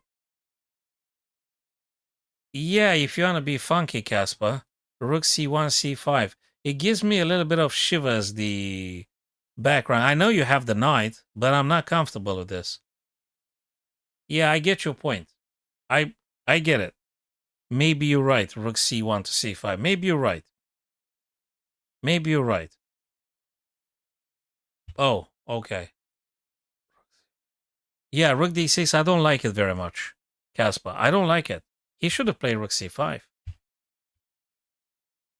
Yeah, king f1, I did say this. I just said king f1. But still, I think white just messed around a bit. I think he was a little messing around. Yeah, he eliminates the weakness, so this guy cannot be attacked. He missed the chance to attack the knight and the pawn at the same time, Casper. He missed it. He did have a chance, and he screwed up. Back to Magnet, because I want to see that thing. And I got to go back to Casper idea. So, I still need that freaking coffee, man. I need to get that coffee now. Rook ace c8. And we speculated onto bishop d2, and Matthew said that one as well. He did say bishop d2. Whoa, what is it? He did say bishop d2. I said, what did I say? Let's skip b2 for now. Can we investigate maybe this? 1, 2, 1, 2, 3. No, you can't do that. Can you?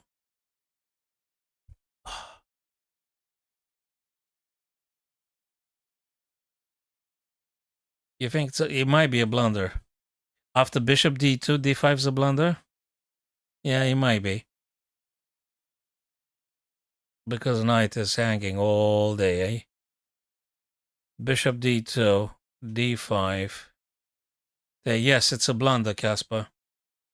Yeah, I think you're rightfully about this one. Yes, you're right about this one. I think it's a blunder, d5 now. Let me look again. Bishop d2, b5, because you want to play b4, that is why.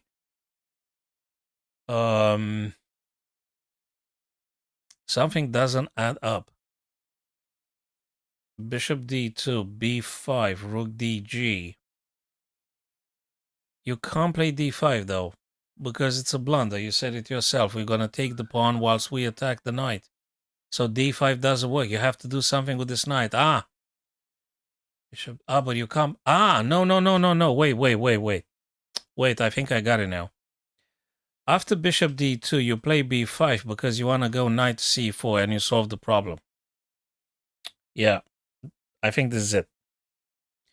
You agree, Casper, now? That is why you do the b5. Not just that you want to do b4. Of course you want to do b4 when the time comes. But the b7 to b5 actually supports knight to c4 twice from the pawn and from the rook. So I've changed my mind a little bit in the light of what you said. Yes, d5 is a blunder. d5 playable for white. b5 is very natural. Rook dg, yes. And knight c4. Knight c4. That's what I want now. For black. We wait to see if actually Prague agrees on bishop d2. I don't know what they want to play next. But in case this happen, Casper and Matthew, in case bishop d2 is being chosen now by Prague, I'm saying b5 and knight c4. Because I think that eliminates the bishop defending the knight, and we're getting back into the thing with rook takes c3, which is very dangerous for white and very satisfying for black in terms of attacking. What? Knight c4, I will take your knight. Yes, of course you will. And rook takes, and we just play it. And I think it's good for black in this variation. It's very playable. And for black, it's very cool to have the rook here. Then we have to investigate queen a5 and see if there's something else happening. It's looking good. c4. Well, it's not misplaced because attacks c3, right? And c2. Misplaced. What do you mean misplaced, though? Because, okay, let me think again. Bishop d2, b5, rook dg1. So I understand that very well. Knight, you said bishop takes, and rook takes. Rook is not misplaced. It's actually greatly placed.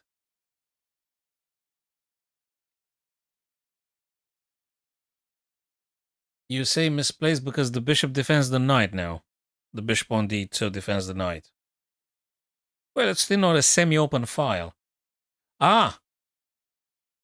May I add one more detail here, Casper? After rook takes c4, given the fact the black pawn is on b5, couldn't we just push this guy one more? No, because the queen takes it, no? So we have to play queen c7 and then b4. Well, yeah, gonna take some tempi, but hey. Yeah.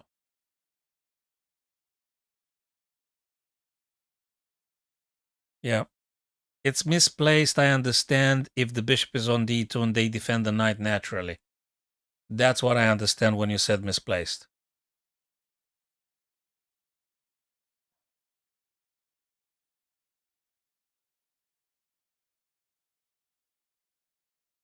we're gonna see these moves happening, Casper. I'm not sure in this order exactly, but we're gonna see many of them happening.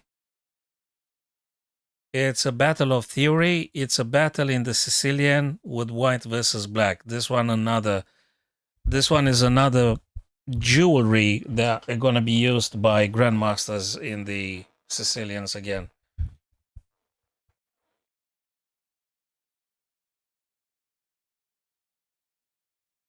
So I think it's very playable in this fashion. And then b4 can come down the board after queen c7. So queen c7 to support the rook, and then you push b4.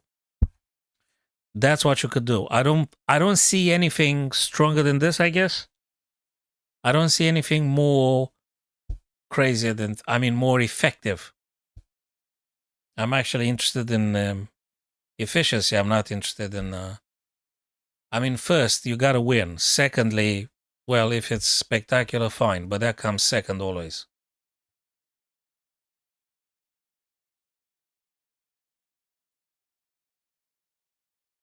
They're going to be very cool. Okay, very briefly, let's go Guki Ali Reza. Very fast here. Man, this guy's took a billion years to move something. Nothing happened in this game. Well, it did happen some stuff, but anyway, knight takes queen. Oh, I thought freaking queen d7 was the thing. Queen d8? Why queen d8? Does he want to go a5 now? Maybe. I thought queen d7, but okay. Maybe you want to get a knight. And queen d7 would have blocked the knight to go to d7, so maybe that's another thing. Rook c makes sense. Ah, knight e6. Well, okay. Knight e6 for this? Or to take here, rather. Takes with the rook. Well, okay. Although might be subjected to some attacks, but doubling the rooks where? On the c file, I guess. Bishop back. Man, these guys are... I know why. You know why they did it? Casper and Matthew. I think he did it because he wanted to play rook b6, man. Man, these sneaky moves. Jesus. Can you believe this guy? Bishop d7 to actually allow the rook to go over to b6. And you know what's more annoying? In a beautiful sense, I meant it.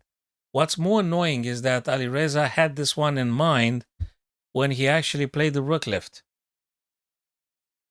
He actually want to go rook b6, man. Of course he want to go rook b6. You want to go rook b6. And Gukesh has to figure out what to play. At least these guys have, yes, Casper, they do equally time-wise. Bingo. Vincent Wesley probably was one or a couple of two mistakes here with that. That was a funny move, rook d6. Maybe rook c5, one of the two white rooks. Casper, you said it, and I agree with you. I think one of the two white rooks should have went c5. Anyway, there we are. Okay, let's go to the Najdorf. Nothing had happened. Casper, this is such a critical moment in the Sicilian Najdorf now, in this fabulous game. It's such a critical moment in which Prague used the big chunk of its time. He had like half an hour more at some point. And now, after rook c8, now Prague had spent whatever extra time he had on the clock, because this is so important now. You mess it up now, there ain't no going back. Move number 14 for white, and he got to play something very, very accurate. Whether that is bishop d2, queen d2, or knight cb1, we'll see. The question is, do you think, Casper and Matthew, there is any other candidate move apart from the 3 ones we discussed?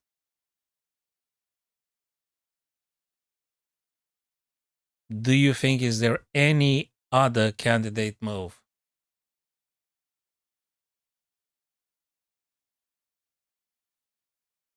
I'm not seeing anything else for white to play now.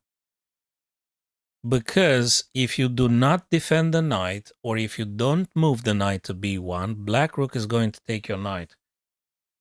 And they're going to be very ugly for the white king there.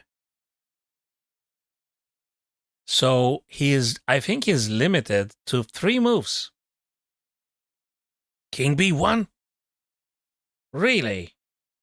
I'm not saying no, I'm just saying I'm a little bit surprised king b1 because rook takes c3 and b takes c3 and there is no going back after that point. This is, Casper, this is the point of no return, if we may say that. Whatever you decide to play now, although it's a truism, the point of no return is from the very move number 1.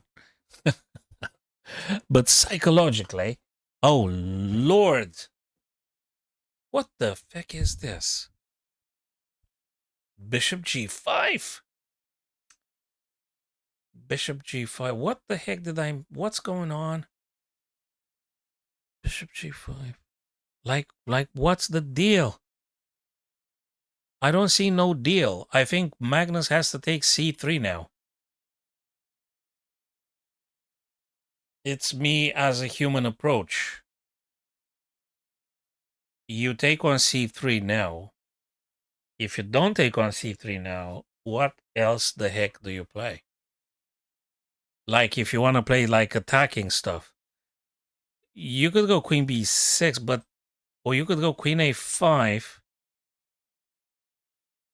Just something was weird. Something, I don't know. Let's try queen a. I don't freaking know. I need more time a bit. Yeah, rook c3. Of course, rook c3, Casper. Of course, rook c3. You play rook c3 if you want to do something now. Or would you afford the luxury to go a little bit in slight preparation here and go queen a5 a bit? But then things gonna change. Bishop may take. You may take. I don't know what you would take back. I'm assuming with a pawn. And then queen. So you take now. Because if you don't take now, white's gonna play queen d2 and it's not gonna work anymore. So Casper, yes, rook takes c3. So rook takes c3 because if you don't do it now, you're not going to take that c3 knight to the rook anymore. And I'm not sure which direction the game is going to go into. Let's look at rook takes c3. I think Magnus is going to give it 10 minutes now. He wants to win desperately with white here. I'm not sure how desperately he wants to win, but hey. Yes, sir. Rook takes c3. Rook takes c3 for feck's sake. Now b takes c3, exactly as we had discussed this one, Casper, like ad nauseum. Rook takes c3, b takes c3, queen a5. We did discuss this. You asked the question, what's the purpose of bishop g5? I don't see no purpose. One that is related to something meaningful. Dude, he had like a ton of time, Casper. He thought about it like 15, 20 minutes, man. You blunder after 20 minutes of thinking? I don't know. I guess chess is very psychological, if that is a blunder indeed. I don't see no meaningful reason for bishop g5, Casper. I don't. Now, let's go back to our business. It's not over. It's just going to get more exciting. It's just going to get more exciting. Now, I'm waiting to see if Magnus confirms with queen a5 now. That's one thing. If you don't do queen a5, I don't know what you're doing. There you go. I'm happy because I don't use softwares and because I'm relying on my past experience and on my own thinking, and of course Casper's and Matthew's and Sam on TikTok. Let me see. So yeah, Sam on TikTok, our friend, still there. Thanks for still being here, Sam. Appreciate it, brother. So queen a5. And it's looking very nice. Now, we've got two weaknesses. White has two weak points he needs to defend now. C3 and A3. On the king side, Casper, I don't see anything dangerous for the black king happening soon. It's going to take like an eternity to do rook d, g, and g4. I don't know. It's going to take a hell of a lot of time. And in the meantime, if you neglect the queen side, you're going to get executed very quickly. The cool stuff about a queen takes a3 is that we got to check, and then you're going to have to play the desperate king b1 to move out of check and to defend the bishop as well. And boy, that looks just horrible. Then I guess black's going to castle and get himself some rooks in the game. I think it's going to get very ugly very soon. This is gorgeous. I'll tell you something. Yeah, it's possible. It's possible. I'll tell you something. After queen a5, which we did predict ages ago because we relied on the theory and past experience, many games played in Sicily. If Magnus wins this evening with the Najdorf, we're going to see a resurgence, Casper and Matthew. We're going to see an explosion of the Sicilians being played again at the highest level, because that's what happens. One of these guys, top elite players, does a defense or something. People analyze it for a while, and then it's getting reintroduced in the top elite performers circuits. So if Magnus wins with black, we're going to see more Najdorfs happening, or Sicilians for that matter. If Magnus loses, no one's going to touch the Najdorf for a good time. Magnus enjoys playing the Sicilian, but you know something? I think he plays a lot of Sveshnikovs. But tonight he decided to go Najdorf. Well, I think Fischer would have agreed nonetheless, and Miguel Najdorf himself would have agreed. B5 hadn't been played, mind you. So, Casper, I'd agree with you on another point. I think we agreed many times this evening now.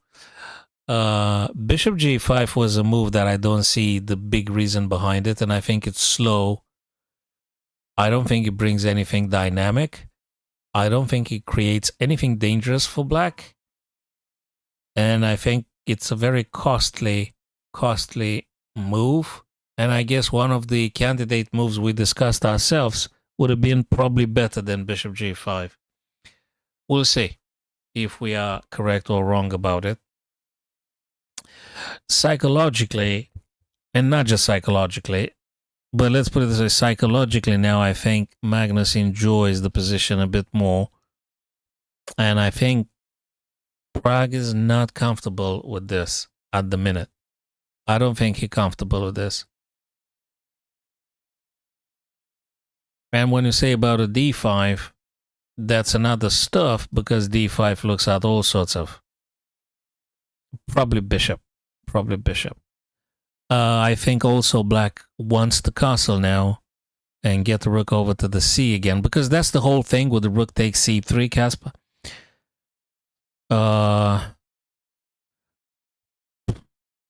Painful. What you gonna? This is painful. I can't defend a3. I'll tell you something, Casper. I can't defend a3. I don't know what am I supposed to do. First, I wouldn't have played bishop g5. So, Casper, let me tell you something. I wouldn't have played bishop g5. I'm genuinely afraid about rook takes c3 with white. So I would have defended with bishop d2 probably. King b1. Oh my lord. Well, the show is about to get even more exciting for us chess players here, because King b1 on the board right now, Casper, as we speak, brother. We've got King b1. Can I believe that? That's just what happened. Well, how do you defend? Black's going to take a3 or c3. Which one are you going to take? Or you're going to play something else? Yeah, you're going to take one of those pawns, right? You also may want to castle short.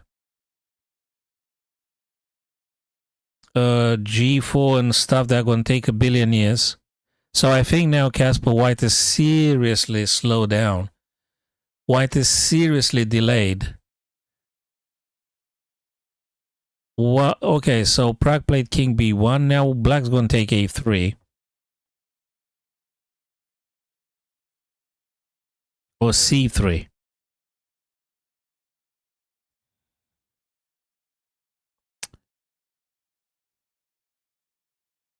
Well, ain't that exciting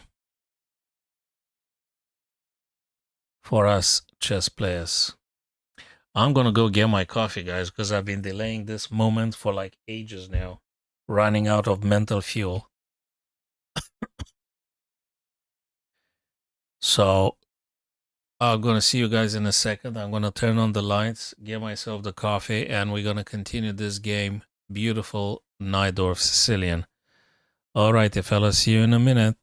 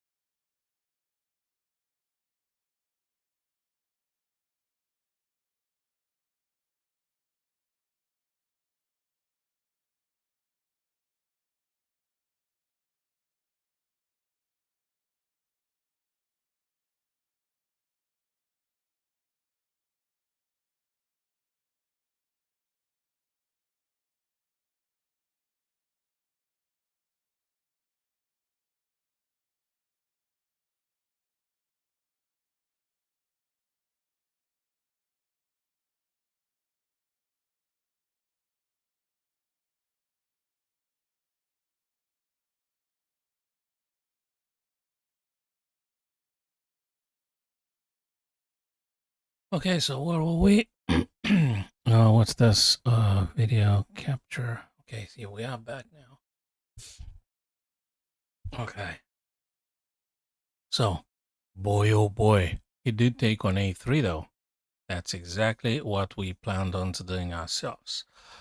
So, queen a5, king b1, queen takes a3. I would have taken a3. White's turn to play. I think Casper said something about castle short, which makes a ton of sense, but it's White's turn nonetheless. It might be some bishop takes f6 to try to deflect the bishop from being on this deck, but no, that's awful, actually. If you take and they take with a bishop, it's awful for White. Because at some point we're going to see this guy disappearing, and then this is just looking increasingly horrendous for White here. And then after rook here, well, I don't like how White is going to deal with this now, because White is facing multiple threats. And I mean, what do you play now? How do you defend? For instance, how do you defend c3? If you want to play something that elicits black into responding immediately, you have to take f6, right? So you've got to take f6. But then again, after bishop takes f6, bishop takes f6 back. So you didn't do nothing good for White. Something good for White? I don't know. You drop the bishop back to c1, queen's going to go, I don't know where, then you're going to play bishop b2. For instance, better use of the bishop, go back to c1, put it on b2. I mean, really?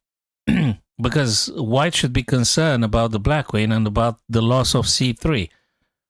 So I guess you got to drop bishop c1, queen c3, bishop b2, queen a2. Just play it like this. Have the bishop on b2. No, there's nothing good looking for White, Casper. I've got nothing good looking for White. Or maybe you reckon bishop takes f6, bishop takes f6, g4. But this is horrible. I mean, it takes a billion years to do anything. And even if you somehow do the g4 thing and you have two double pawns on g and h4 respectively, what does have to do with the black king? So I don't find something satisfactorily for White. I'll tell you something. I'm so big of a panic guy now that I just drop bishop c1 like now. I think bishop g5 was a bit of a mistake, unless I'm missing essential ideas. And because I would realize probably was a mistake, I would drop bishop to c1, then bishop to b2, because I don't know what to do. Of course it's wasted time. Massive time wasting. And dangerous, I may say. Of course. But you are confronted with an incredibly uncomfortable situation here. You are confronted with probably worsening and losing the position in the game. So you better drop the bishop on c1, try to survive like this. You just try to survive. And you may try to see bishop c1, bishop b2, assuming black would take on c. You try to see if your bishop on b2 would do a better job along this diagonal coupled with g4 and opening up maybe. So you may look like this. You may look like this. Bishop to c1, Casper, has the quality of winning a tempo on the black queen. No, he played f4 now. Okay, I get it. You attack. Attack a knight. You attack a piece. True. But we have knight g4, right?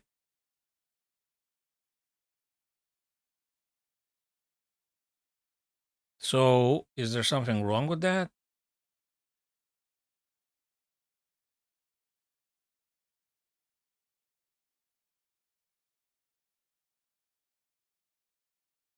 You have to do something with the black knight. Do you go g4? Do you go c6? I think I'd go g4. I think I would go g4. I want to keep my knight's chances for the f2 and e3. You never know.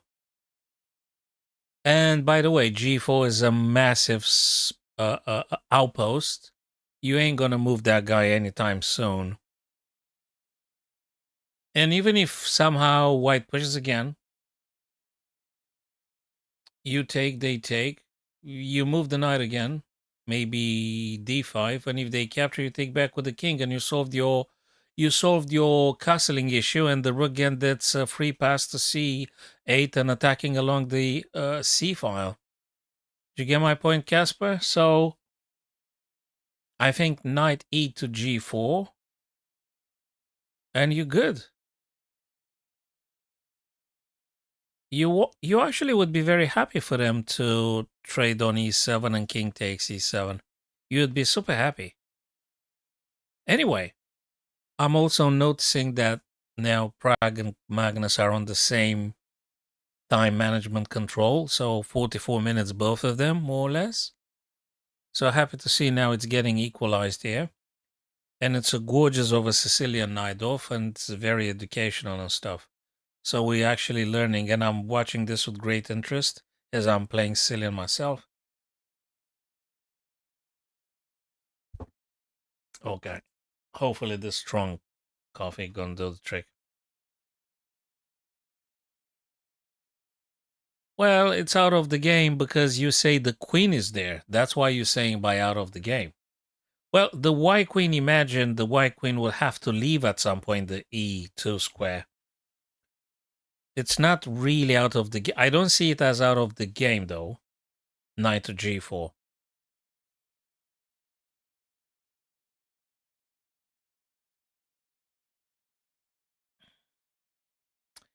So there is two main responses here, looks to me. Either knight g4, knight c6. Now, I can't recall if this position had been reached before in official top elite games. I'm not using a software, but I would choose to play knight g4 here, looks to me. I don't want to help white to trade. I don't want to trade and make them take with the pawn or rook or anything because I am activating their stuff. Knight c6 could be valuable if you're thinking about in case white knight takes, then you're going to take with the b and following castle short, then you're going to get the rook to b, and that's just simply sort of like game over. Kind of, maybe. So knight c6 works maybe in this way, but you know very well you can't play chess hoping the other guy's going to do what you want. I would put the knight on g4. It's a great outpost. Leave the knight there forever. And then go back to the ideas we discussed, like castle short, getting rook on the c file and stuff. See if you can grab another pawn. Although, yeah, see if you can grab another pawn. Why the hell not? Take another pawn, push this guy, get b, and deliver checkmate on b2.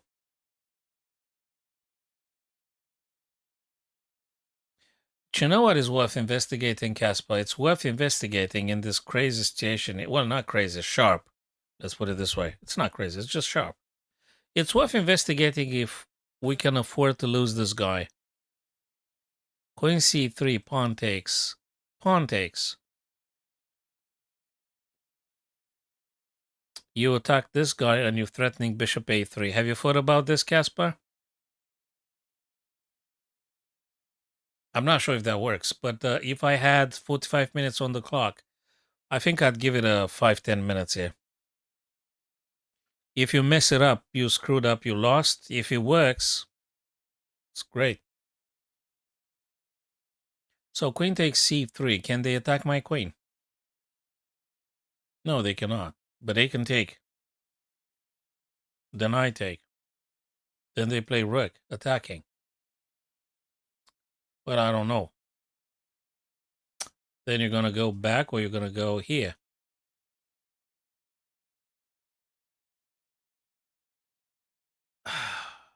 It's hard. It's tough. It's hard. It's tough. No, knight g4.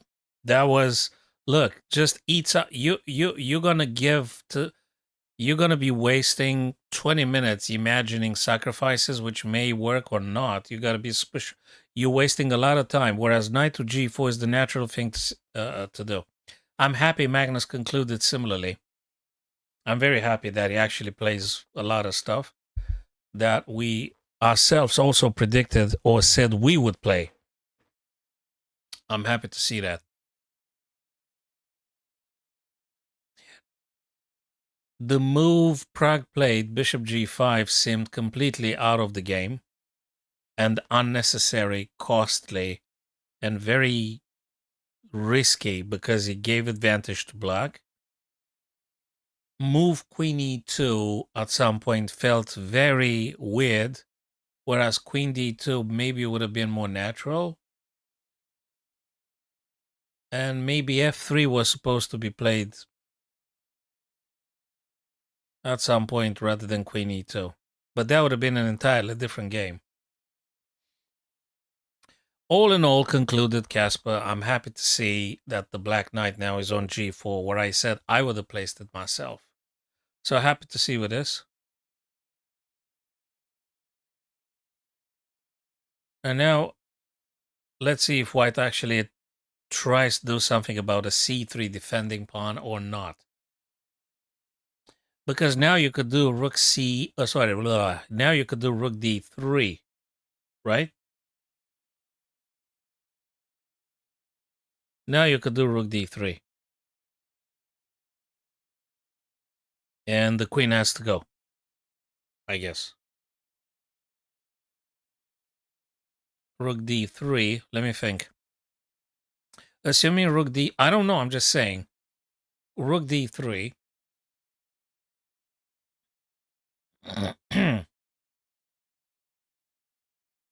Queen has to go.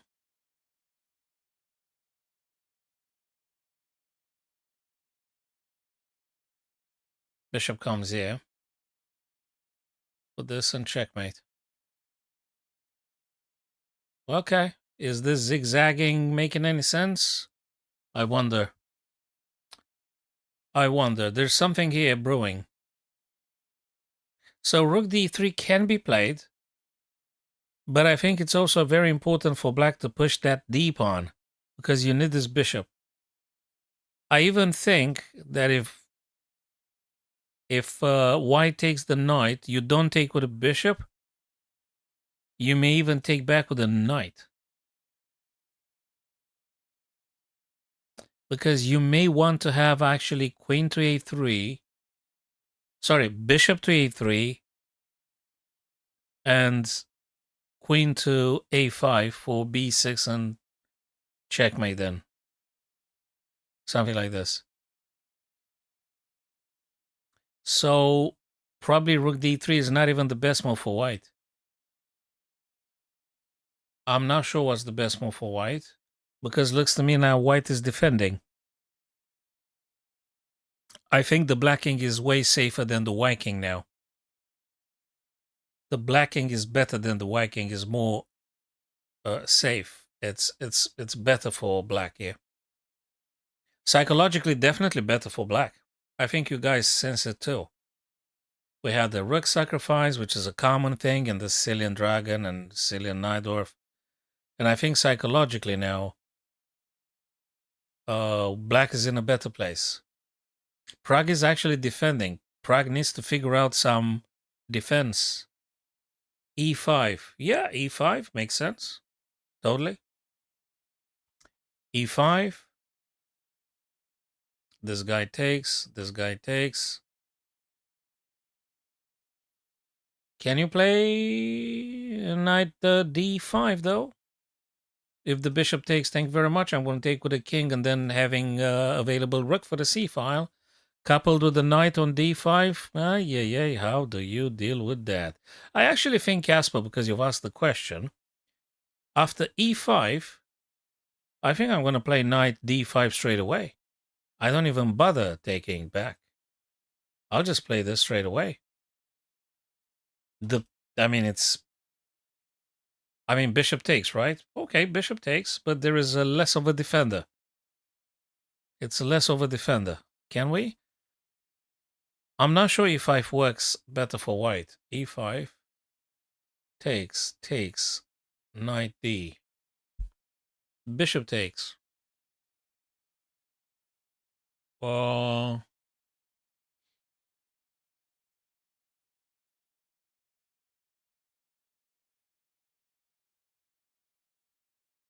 e5,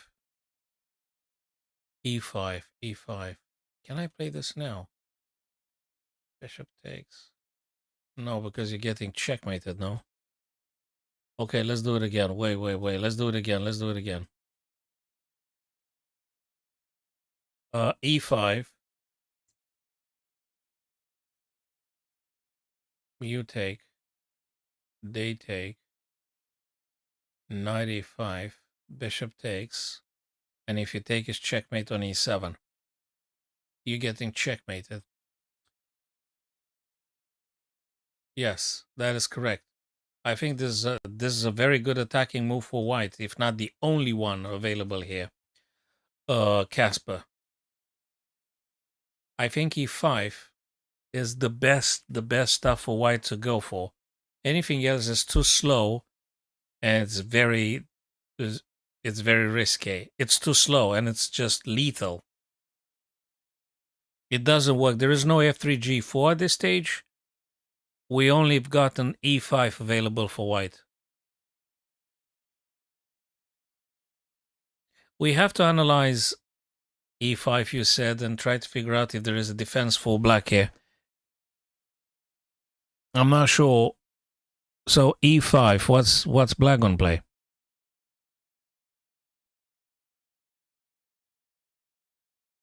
We gotta think of something. E5, queen c3, this guy takes. Pawn takes. Oh. Casper, did you see that? Ah, yeah. Okay, I think this is more complicated than we would like to admit. I think we all admit, though. Casper, there is something funky here, man. E5.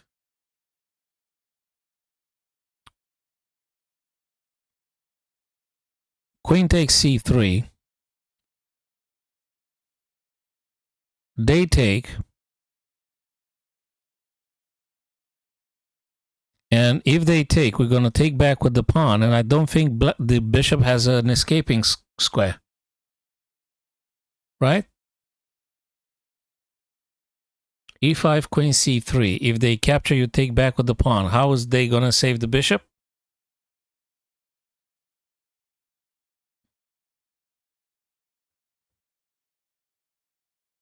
I don't think it's easy. And I don't think it's very obvious. If it was obvious, Prague would have played it already. I don't think it's obvious at all. I think it's crazy difficult. It's very sharp. We got to look at any craziness. I'm still imagining if e5, we take c3, they take and I take. And I'll take the bishop back.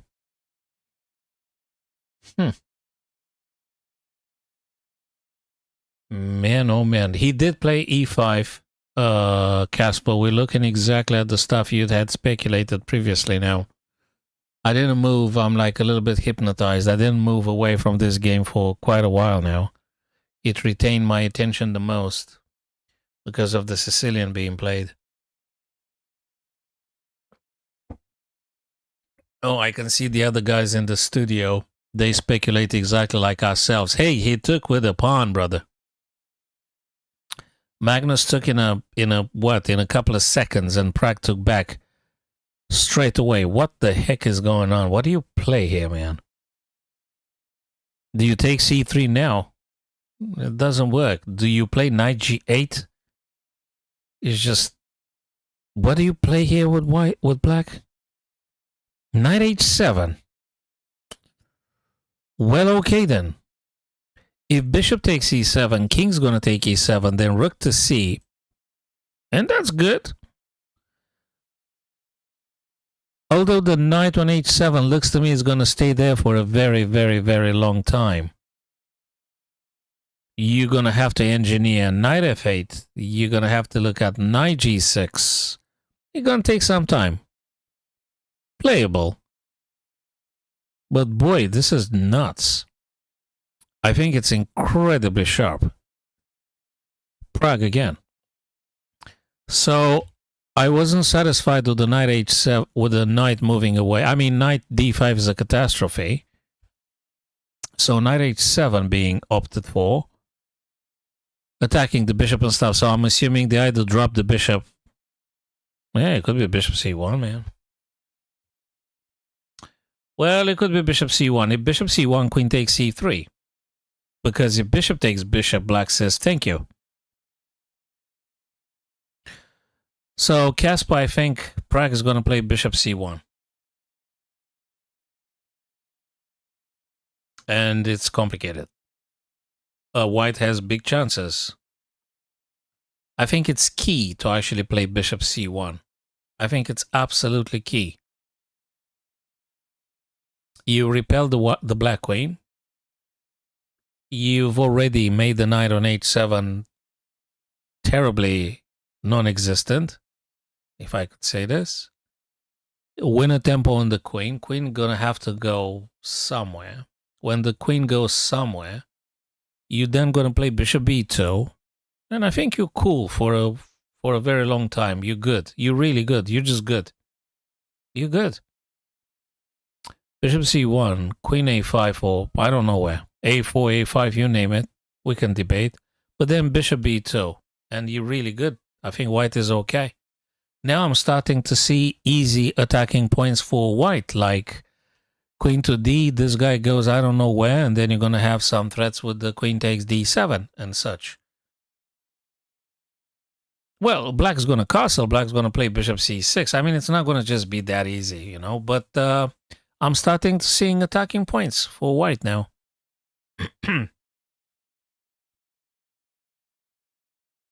Or maybe that's more than meet the eye, and I'm not very clear on this. So looks to me bishop c1 is very important now for defensive and offensive purposes. Bishop c1, bishop b2. I think that's what I'll do,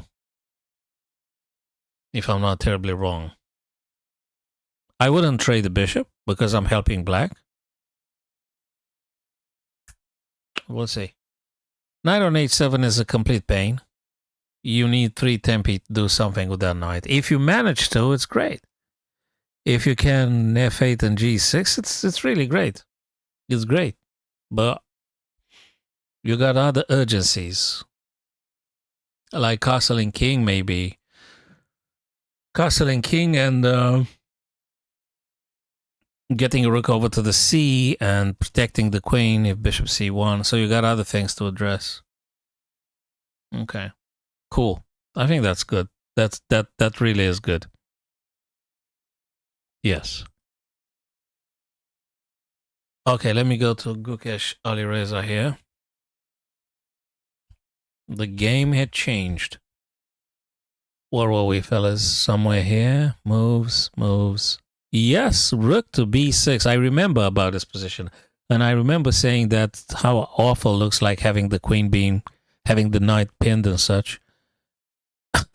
Attacks the rook. Man, this guy, the Guki was really beautifully creative with this. Really creative.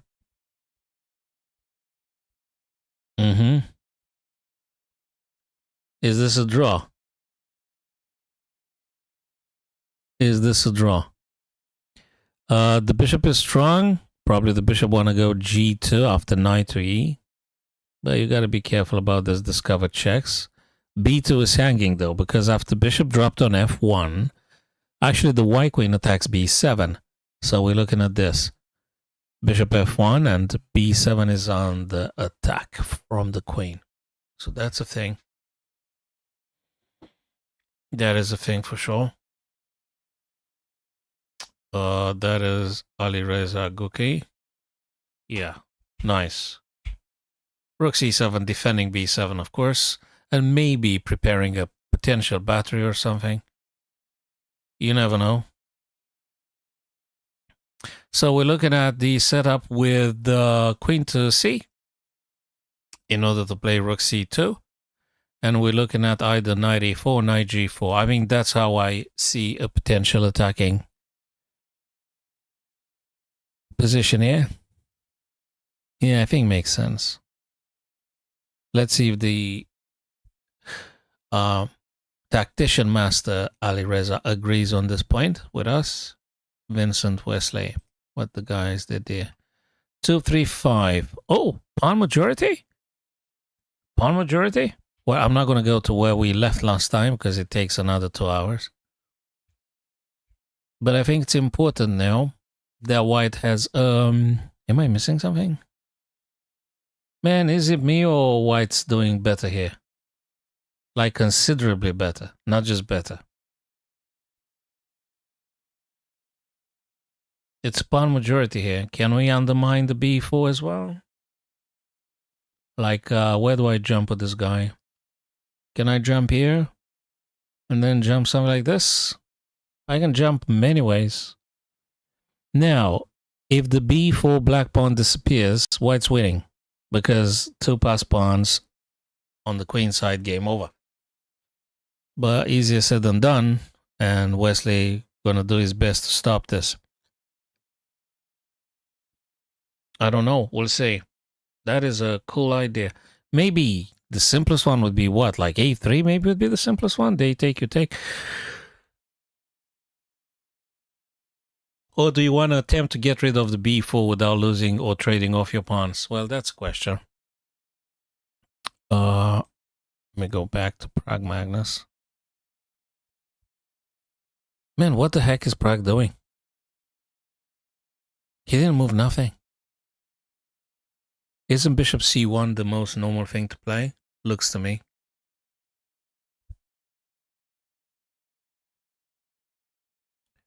Well, it's interesting, but so bishop c1 looks like the best thing to do. You don't help your opponent. You attacking the queen. You rearrange the queen onto the bishop on b2, and then maybe... I mean, maybe it's a bit passive, but...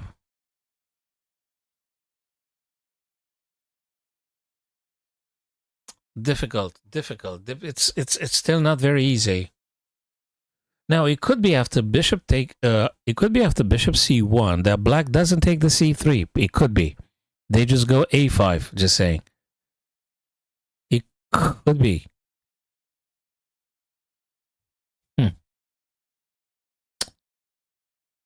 Still,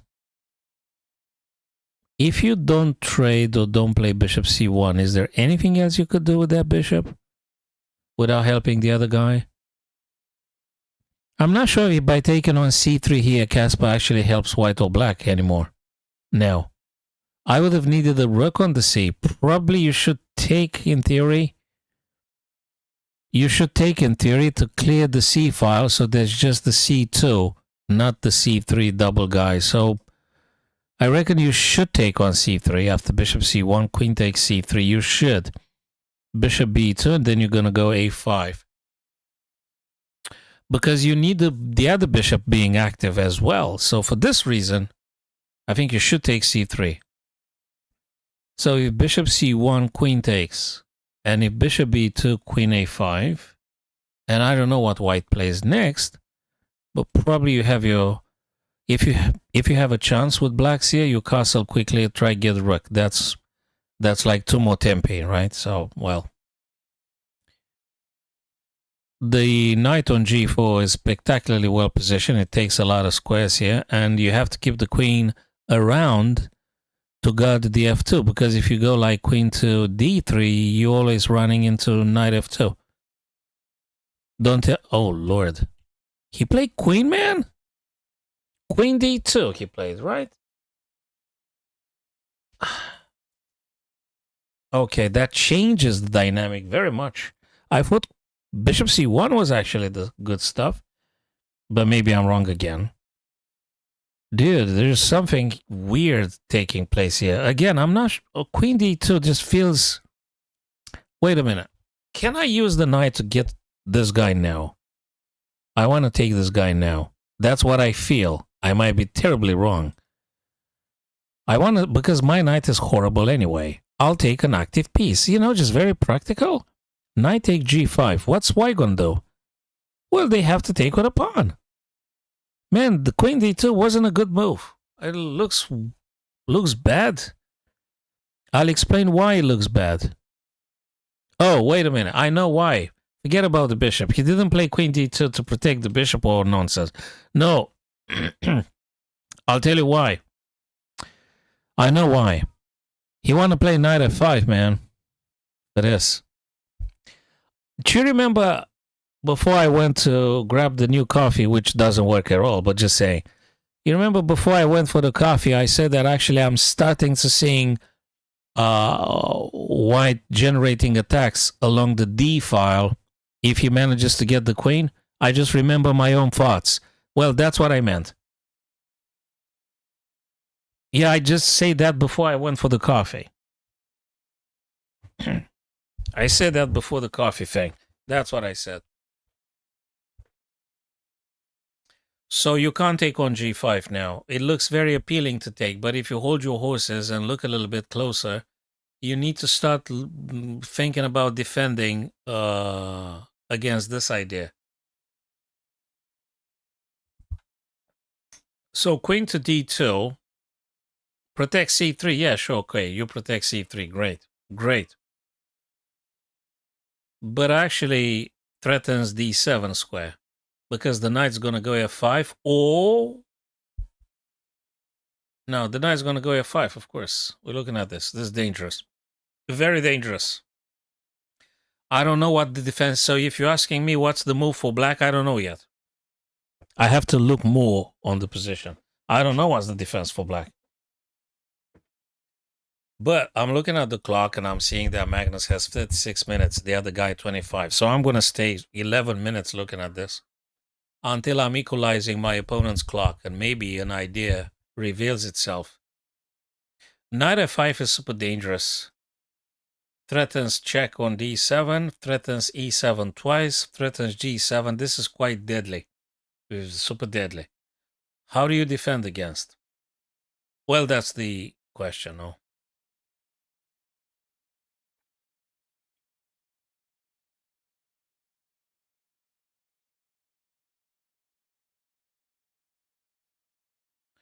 Let me look at the horrible castling now.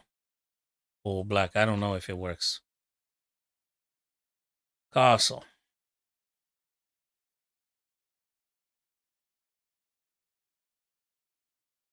Well, I just gonna take.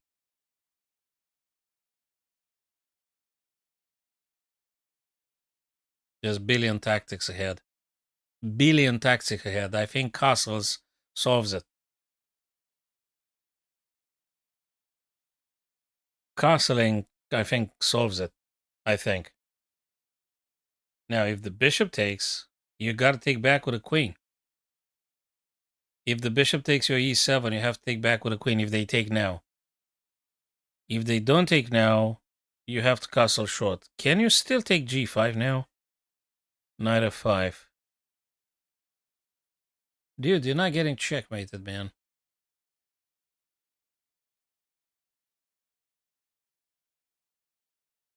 Wait. Knight take g5. Knight f5. Okay, fine. Castles.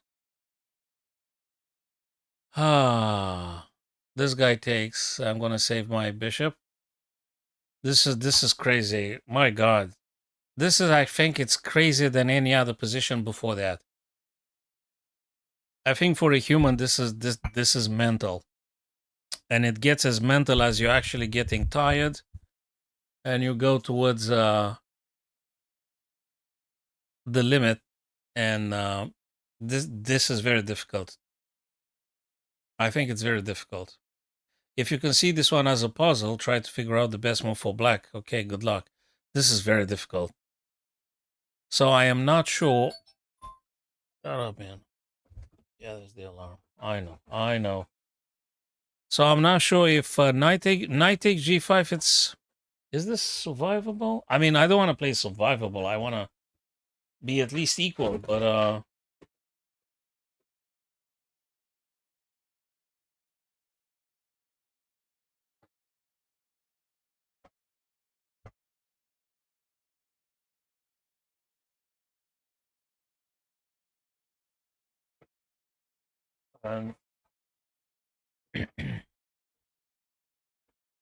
my God, what a crazy position here. Well, that's what happens when you do use software. Eh? It's actually more exciting like this. Yeah, Firuja Gukesh, I can see they drew. Shows on the screen. I think I saw them shaking hands. Yeah, I think fair and square. This one looks like a draw. Yeah, there's no point to. Although Queen C8, maybe knights here, maybe. But Bishop D3 cuts off the rook, so the rook can't go to C2 no more because of the bishop. So probably is a draw. Let's not force it if unnecessary. I get it. I have to look more at this one, Magnus and Prague. What would I do with black here? Okay, let's take it again. Knight takes. I'm assuming the best move they play, which is knight f5. Knight f5, the best move they play. And I'm playing bishop c6. Knight takes.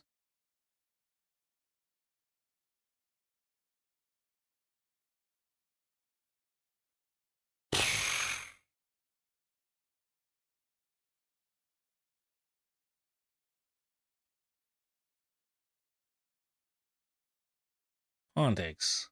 Check. F. Does that work? Let me look again. Knight takes g5, knight f5, pawn takes. Knight takes g5, knight f5, e6 takes f5, queen takes d7 check, king f8 out of check.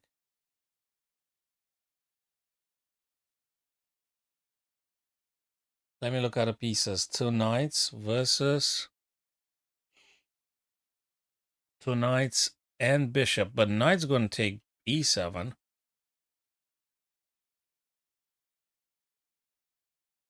Yeah. It's insane. It's crazy. Knight takes g5. It's crazy sharp, Casper. It's just crazy sharp as it is.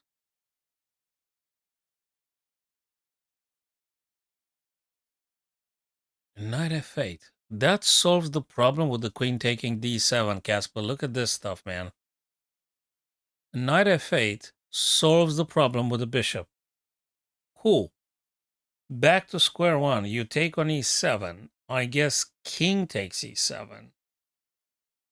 And maybe you're going to play rook to h and then rook to by, Lord.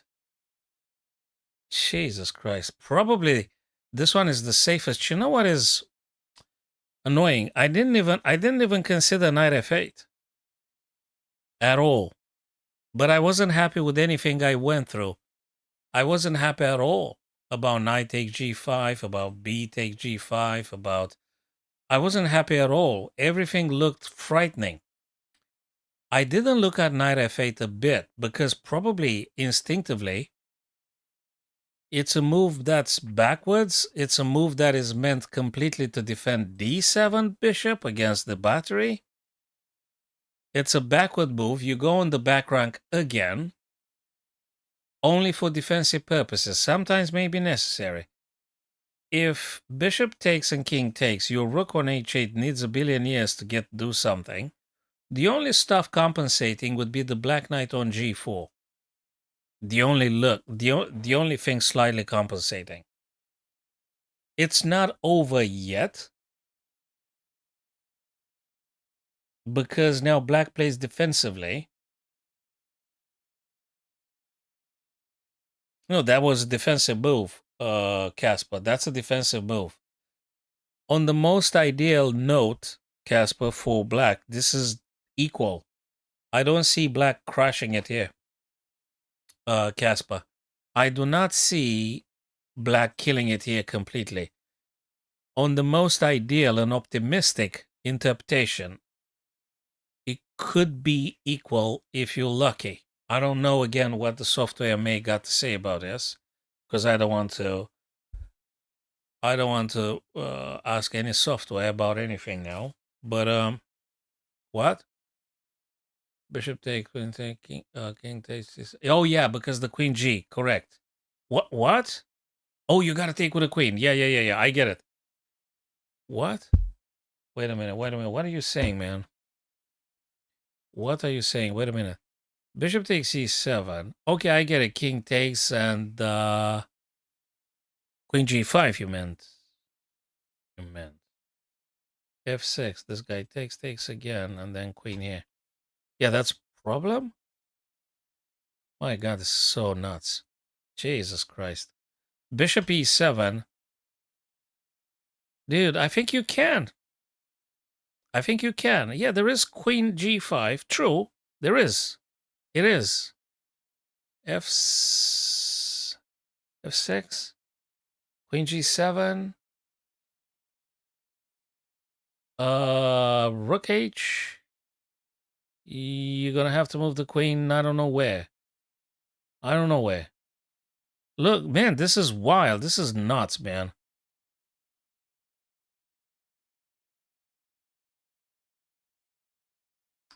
This is crazy. It could be bishop d7, and it could be king e7, and then it could be queen g5. We could have that. I'm not sure Magnus going to take with the king or he's going to take with the queen. I don't know. I don't know yet. He might take with the queen to prevent this mess, and then getting the knight back to g6 to attack this guy twice and protecting the bishop with the queen. That might be the case. So Casper, again, bishop takes c7, queen takes c7. I mean, I can think of that. Reason being, you try to avoid queen g5 and the complete mess. And if you're lucky, knight g6 to attack this guy on e5 twice with both knights, whilst you are defending the bishop with the queen and the king. And again, if you're super lucky, maybe you could castle. It just ain't easy. Again, on the most optimistic note, it could be equal for black. Psychologically, I think now white feels emboldened. Time could become a little bit of an issue now for Prague. 20 minutes is, well.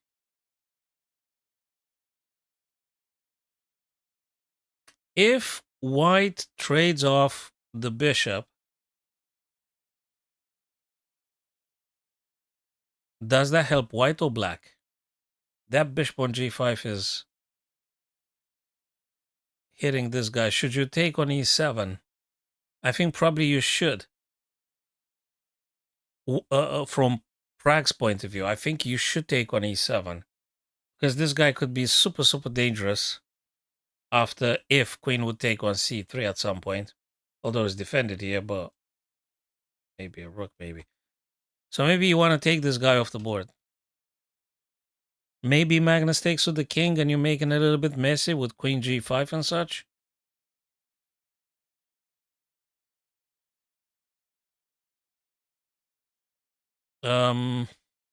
Or maybe keep the tension and don't take and do something else like what?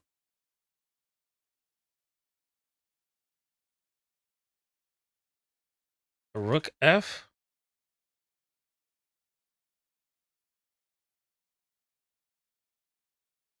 There's all sorts of. I'm not sure. No. You can't do it like this. You could play rook hf, but you don't take just yet. Maybe first you play the battery. So we got to look at the most rapid, the most attacking points and stuff. So maybe rook hf, queen f. What the heck is this guy's? Okay, wait. I thought that knight was positioned. Okay.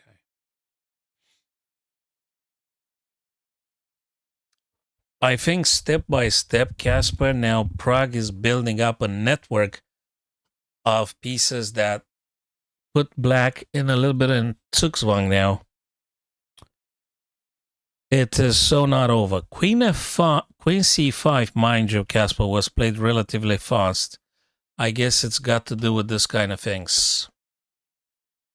But then again, what are we talking about here?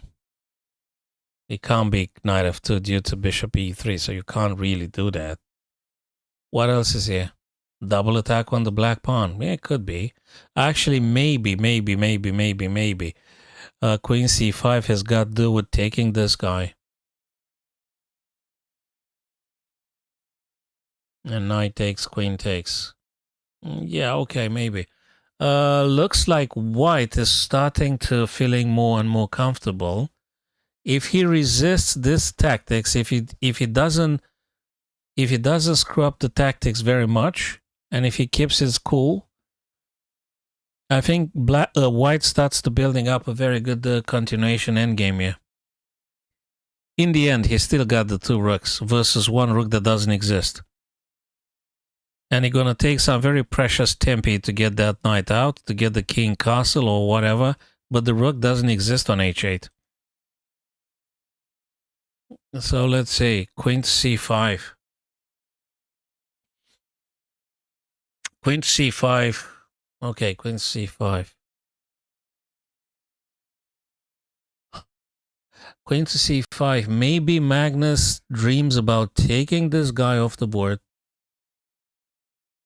I think so, yeah. And when knight takes, he actually can go for the f2. Yeah, I think this is one possible way to look at it. Queen to c5 is in preparation of Magnus itself trading off the bishop on g5, Casper. He tries to generate some other points of attack. He's gonna keep the knight on f8 there for now because he gotta defend the bishop, pain. But he got some prospects, I think. After bishop gets traded, depends what Prague takes back with. If he takes back with a knight, or if he takes back with a pawn, that's another question. The bishop could go c6 afterwards, but if you take here, you got to be careful because you can't do it because of the checkmate. So the bishop's going to stay there, the knight's going to stay there. You could still take the bishop because you might be able to play knight f2 afterwards. It might be, maybe. See if you can do it in this fashion. 16 minutes for Prague and 30 minutes for Magnus here. Difficult to say. Very difficult, this one. All right. Well. Fellas, we might need to call it a day, man. And we'll try some other covers the next coming days, including tomorrow for round number 4. Casper, appreciate so much, my friend, for you being here, your presence, and Sam on TikTok, and Matthew at some point. Thank you very much, my dearest friends. And we'll see you guys tomorrow. And take care. All good. Cheers, fellas.